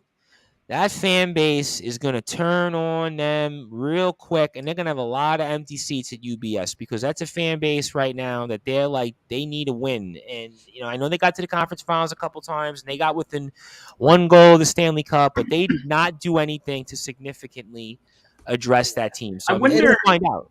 I wonder, not that we would know, but I wonder what their season ticket sales are this year compared to last year. Well, I can tell you, I've gotten a lot of messages about it. It's still close to full because it's only the second year of a new building. Yeah. No, I think they'll draw well because of the curiosity, and this is kind of the first true year without COVID, if anything. I mean, I'm sure there'll be something, but not to that degree. After this year, then. This season's really going to set the tape because I think if Lou can't really put this team in a direction because this team right now is in a weird spot where, okay, where are they? They're a playoff team. Do they need to rebuild? Do they need to do something? Because they're in a weird mix where you have a young goalie, a young defense, and a very old veteran core, which is 50-50 at best. The only thing that saves them before I get to Justin in the brute force is they're in a honeymoon phase right now because of the new building, and they had a little bit of recent success. But again, if they get off to a slow start like they did last year, they're in trouble. big trouble. Yeah. And the general manager is in big trouble. And their problem is every team around them got better, other than Philly, in my opinion. But the 6 other teams in that division got better. Yeah, New Jersey improved. Columbus definitely, I think, improved Washington a little bit. addressed the goaltending. Pittsburgh, The Rangers have the core. Yeah, they're in a tough spot. There's no question. You got Carolina, who, by the way, they were the best team in that division. So all great stuff there, Randy. Thank you as always. Thank you for the wrestling chat as well. We'll definitely talk a little bit of wrestling recap from everything this past weekend. So, Justin, I turn it over to you, my friend. I want to give you the floor. Any closing thoughts? Anything you want to plug, share, say? And the floor is yours. And fire away, my friend. Yeah, thank you for another wonderful week. I could not miss this, even though I'm actually in New Jersey right now. I'm actually not at home. I'm actually at my parents' house. But Nice. Made sure I brought the laptop for the show. But because tomorrow I am off. I'll be off to seeing the Mets in Pittsburgh on Monday, actually, at PNC Park. But I'm also making a stop out in Cleveland for the first day. So touring a couple of Midwestern cities. Pumped up for that, and I'm pumped up to get to see the Mets on the road. Hopefully it's not a disastrous trip home like it was last year, because there was nothing worse than the 5-hour ride home from D.C. after an Edwin Diaz blown save in a Nationals walk-off. That was kind of, to me, where the season ended officially, because I was on the air that day. That was the day around Labor Day weekend last year. Yep. That was the flatliner. But yep. But so I'll be there, and I'll be cheering on the Mets from some pretty good seats, because Pirates tickets are cheap as could be. I've heard that. Yep. Team. But so that's what you'll catch me doing the next couple of days. My Twitter is @JGNLE12, and the Baseball Banter Twitter page, which we'll get back to. We haven't had an episode in a while. It's been pretty hectic. I've barely even been home the last 2 weeks. But at B-Ball Banter SM is the Twitter page. No worries. We'll definitely look forward to when the time comes that the Baseball Banter returns, and certainly we'll have a lot of coverage for sure on that. And before the Brute Force comes back, and I'll end with my thoughts, and then we'll end with the Brute Force. Obviously, we'll be back here tomorrow night, 10:30 p.m. Eastern Time, with Wrestling Championship Entertainment Stars. James Marshall now canceled, so we'll have on JDT, Jason D. Thompson, and Craven Rage. So the Brute Force, we certainly didn't save the best for last, but as I always say, we saved the biggest for last, and certainly there was a lot of banter. We talked about every single thing humanly possible, had a lot of people tuned in, a lot of great feedback, some weird comments here and there from like a Jordan Franco, but certainly we thank and appreciate those who did want to tune in and listen. So I turn it over to you. I know you have some closing thoughts on a friend of the show. Certainly you had some big decisions in his life that changed also for our fans here at SJC, but I turn it over to you, and the floor is yours, and you know the drill. Yeah, Tom, thank you for another great week of the show. Thank you, Justin, Chris, Randy, Rob, of course, for coming on. It's certainly an exciting time, and for the sports report, with baseball coming down to the wire, you got football season coming up, like Randy said, hockey season, basketball season. So it's a good time to be talking sports. So I want to thank you guys all for coming on the show, of course. And also, again, it's an exciting time, and I'm looking forward to next week, because, again, picking football games is going to be a lot of fun this year. I got a good feeling. So you can follow me, of course, on social media at BWeiss20 on Instagram, at BradWeiss20 on Twitter, and searching Bradley Weiss on Facebook. So the first thing I'd like to address is exactly what Tom Bryce just mentioned. It actually, funny enough, comes just a couple days after Jason Gaudioso himself actually took my buddy and the guy I trained, James DeSimone, on a tour of St. Joseph's. And again, it's tough news for the college, and the university now. It's a tough news for the university, but assistant coach Jason Gaudioso is going to move on and coach at Malloy University as a Division II assistant. And certainly it's a great opportunity for him in Rockville Center with a great program. So I want to congratulate Coach Jason Gaudioso on this amazing opportunity. It's a major loss for our Golden Eagles, but it is a new time and a new era for our Golden Eagles under A.J. Uhl. And hopefully we, continue to ascend with the Uhl, who I believe is going to be a great coach and also a great team that's coming in this season. So it's a big loss for us with Jason Gaudioso, but it will be still a great team. We know that Jason's going to do a great job at Malloy, and will still, of course, support our Golden Eagles. So look forward to having him on the show once again. He certainly wants to come on not only to talk basketball, but whether it's hamburgers or sports, he, by the way, is a wrestling fan, by the way. He won't admit it, but he's told me off the air that he likes wrestling. So I know coaches can't admit that. I know, realize that, like, wrestling is kind of like the third degree, but he likes wrestling. He's definitely going to be on some capacity. So, again, Jason, congratulations. We love you here on the Sports Report. So, congratulations, Coach Cody Ezzo, on the position at Malloy. Now, going forward here, I want to talk once again about the Mets. As I said earlier, I'm going to be at the game tomorrow at 7:10 at Citi Field against the Nationals. Max Scherzer will be pitching. I'll be in the Hyundai Club, so certainly excited for that opportunity. And I'm excited for not only the opportunity as well to continue to support the Mets, whether it's with my friends and, of course, sometime soon with the Sportzwire team. I think it's time. It's going to be time soon for us to go to a game, so I'm looking forward to that as well. Going forward here as we get close to the playoffs and, of course, sadly, before the cold weather begins to come in, which is soon enough. So hopefully we get a warm game going forward. So let's go Mets, and I'll be at the game. So stay tuned to my social media for more on, my experience at the game tomorrow. Now, last but certainly not least, I wanted to hold this for the end of the show. But, of course, I talked about football season, all right, but it's also fantasy football season for many of us. And for me, we formed this new league in fantasy football, of course, with James D. Simone, Jason Getz, amongst others that we know that were competing in a 12-team league. But I also have a league that I've run for about 5 or 6 years through my former job. But some people actually backed out. So if you, whether it's Tom Bryce, Justin, Chris, John Gonzalez, Anthony Finkel, anyone, Randy Dillon, Rob Maraska, are interested in joining a fantasy football league, I got a few spots. I'm in. So you let me know, $25 league, and I got I'm in. spots. So, I'm in, man. Let's do it. So fantasy football's fun. When are you drafting? Yeah. We either Sunday or Tuesday night. I'm trying to figure it out.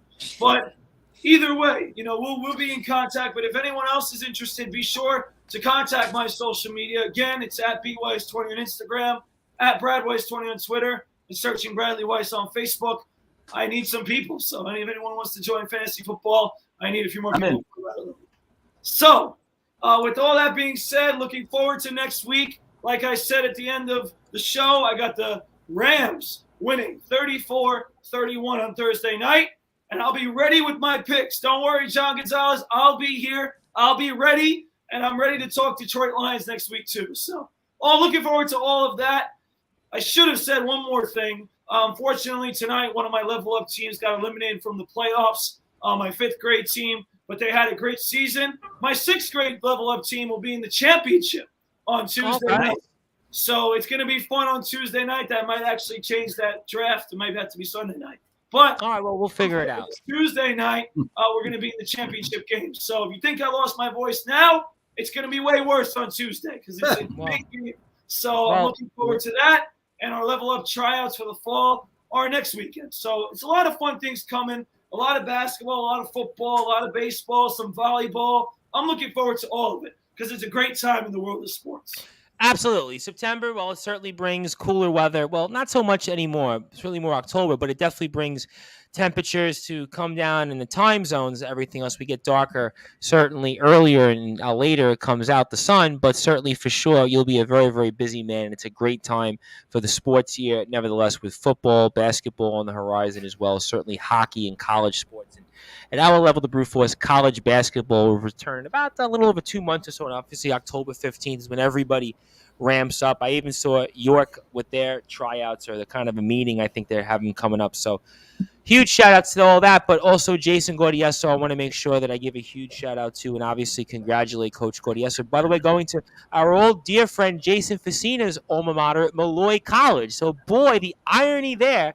Coach Facina's alma mater, where Coach Gordiesso is going to be coaching, for somebody that Coach Facina also used to coach under, and the legendary Charlie Marquardt. I mean, Charlie Marquardt, the Marquardt name, his son, himself, that is second to none. Going to Malloy, that is a big deal. And, of course, our other dear friend, the GOAT of Hicksville, the GOAT maybe of Long Island basketball, John Petroselli. I mean, boy, you got so many. Jalen Morris. I mean, there's a lot there. So Coach Gordieso was a part of basketball royalty there when it comes to the Marquardt name, John Petroselli, who we had on a while ago now, maybe about 2 or so years ago, and certainly Malloy University. He's a big man. We better get him on before he becomes too Hollywood and too big time. So we'll definitely make sure of all that. Also want to shout out Coach Facina and the men's Five-Town Sound soccer team. Did a great job yesterday, only losing 1-0, and they played a team that they lost last year 7-1 and wound up playing really, really well against them, and certainly doing a phenomenal job. I mean, Coach Facina's got stars left and right with the men's soccer team, and obviously, of course, you can follow the FTC men's soccer team at FTC Men's Soccer, and the guys and girls will be back in action next Thursday, so I want to make sure everybody recognizes them. And, of course, what a game they played against U.S. MMA, U.S. Merchant Marine Academy. To play as well as they did against them, they are certainly doing great things, and thank you, of course, as always, to Coach Facina, always to Coach Gordieso for all of their support. And hopefully we'll be talking some SJC very, very soon. And obviously, shout out to Coach Uhl and the rest of the team. And certainly, we are here on Sportswire Radio. And if you're on sportnarium.com/play, you just went back to your regularly scheduled programming. In the meantime, we were here with Justin Gianelli of the Baseball Banter Show, Chris Bezay of the Liftoff Jets and Talking Rivals, who you'll hear this weekend. Also, Randy Dillon of the Hockey Fan Chat. You'll hear his show as well this weekend throughout. Rob Maraska, longest tenured analyst, and the brute force Brad Weiss, the man who barely has a voice. So we won't ask him any more questions. We'll let him go, rest up, get some sleep. Hopefully he gets that voice in time for some coaching and other things else. I do know the feeling because I'm back on the air tomorrow night. And certainly, again, if you were on Sportswire Radio, do give us a like on Facebook at Sportswire Radio, sportnarium.com/player. You listen to all of our great content. Also, one more time, I want to thank Chris Urban. Obviously, I thanked him earlier this week for setting us up at the House of Glory show with Anthony Finkel, John Gonzalez of the Sports Authorities Group. I want to thank Keith Engel as well, Northeast Streaming Sports, anybody else that has supported Sportswire Radio in the past. Certainly, Wrestling Championship Entertainment. By the way, Wrestling Championship Entertainment now plugs us on their YouTube page. They have actually cut a spot for us. They have given us a nice little advert in all of their shows. So I want to thank the owner of the company there. They have told everybody to go follow our page. We've gotten a few extra likes from that on Facebook, so thank you for that. So good night, everybody. Happy Labor Day weekend. Be safe if you're out there in the United States. If you're in the UK, enjoy Clash at the Castle. This is the biggest day, I think, for Europe in wrestling since, well, SummerSlam 92.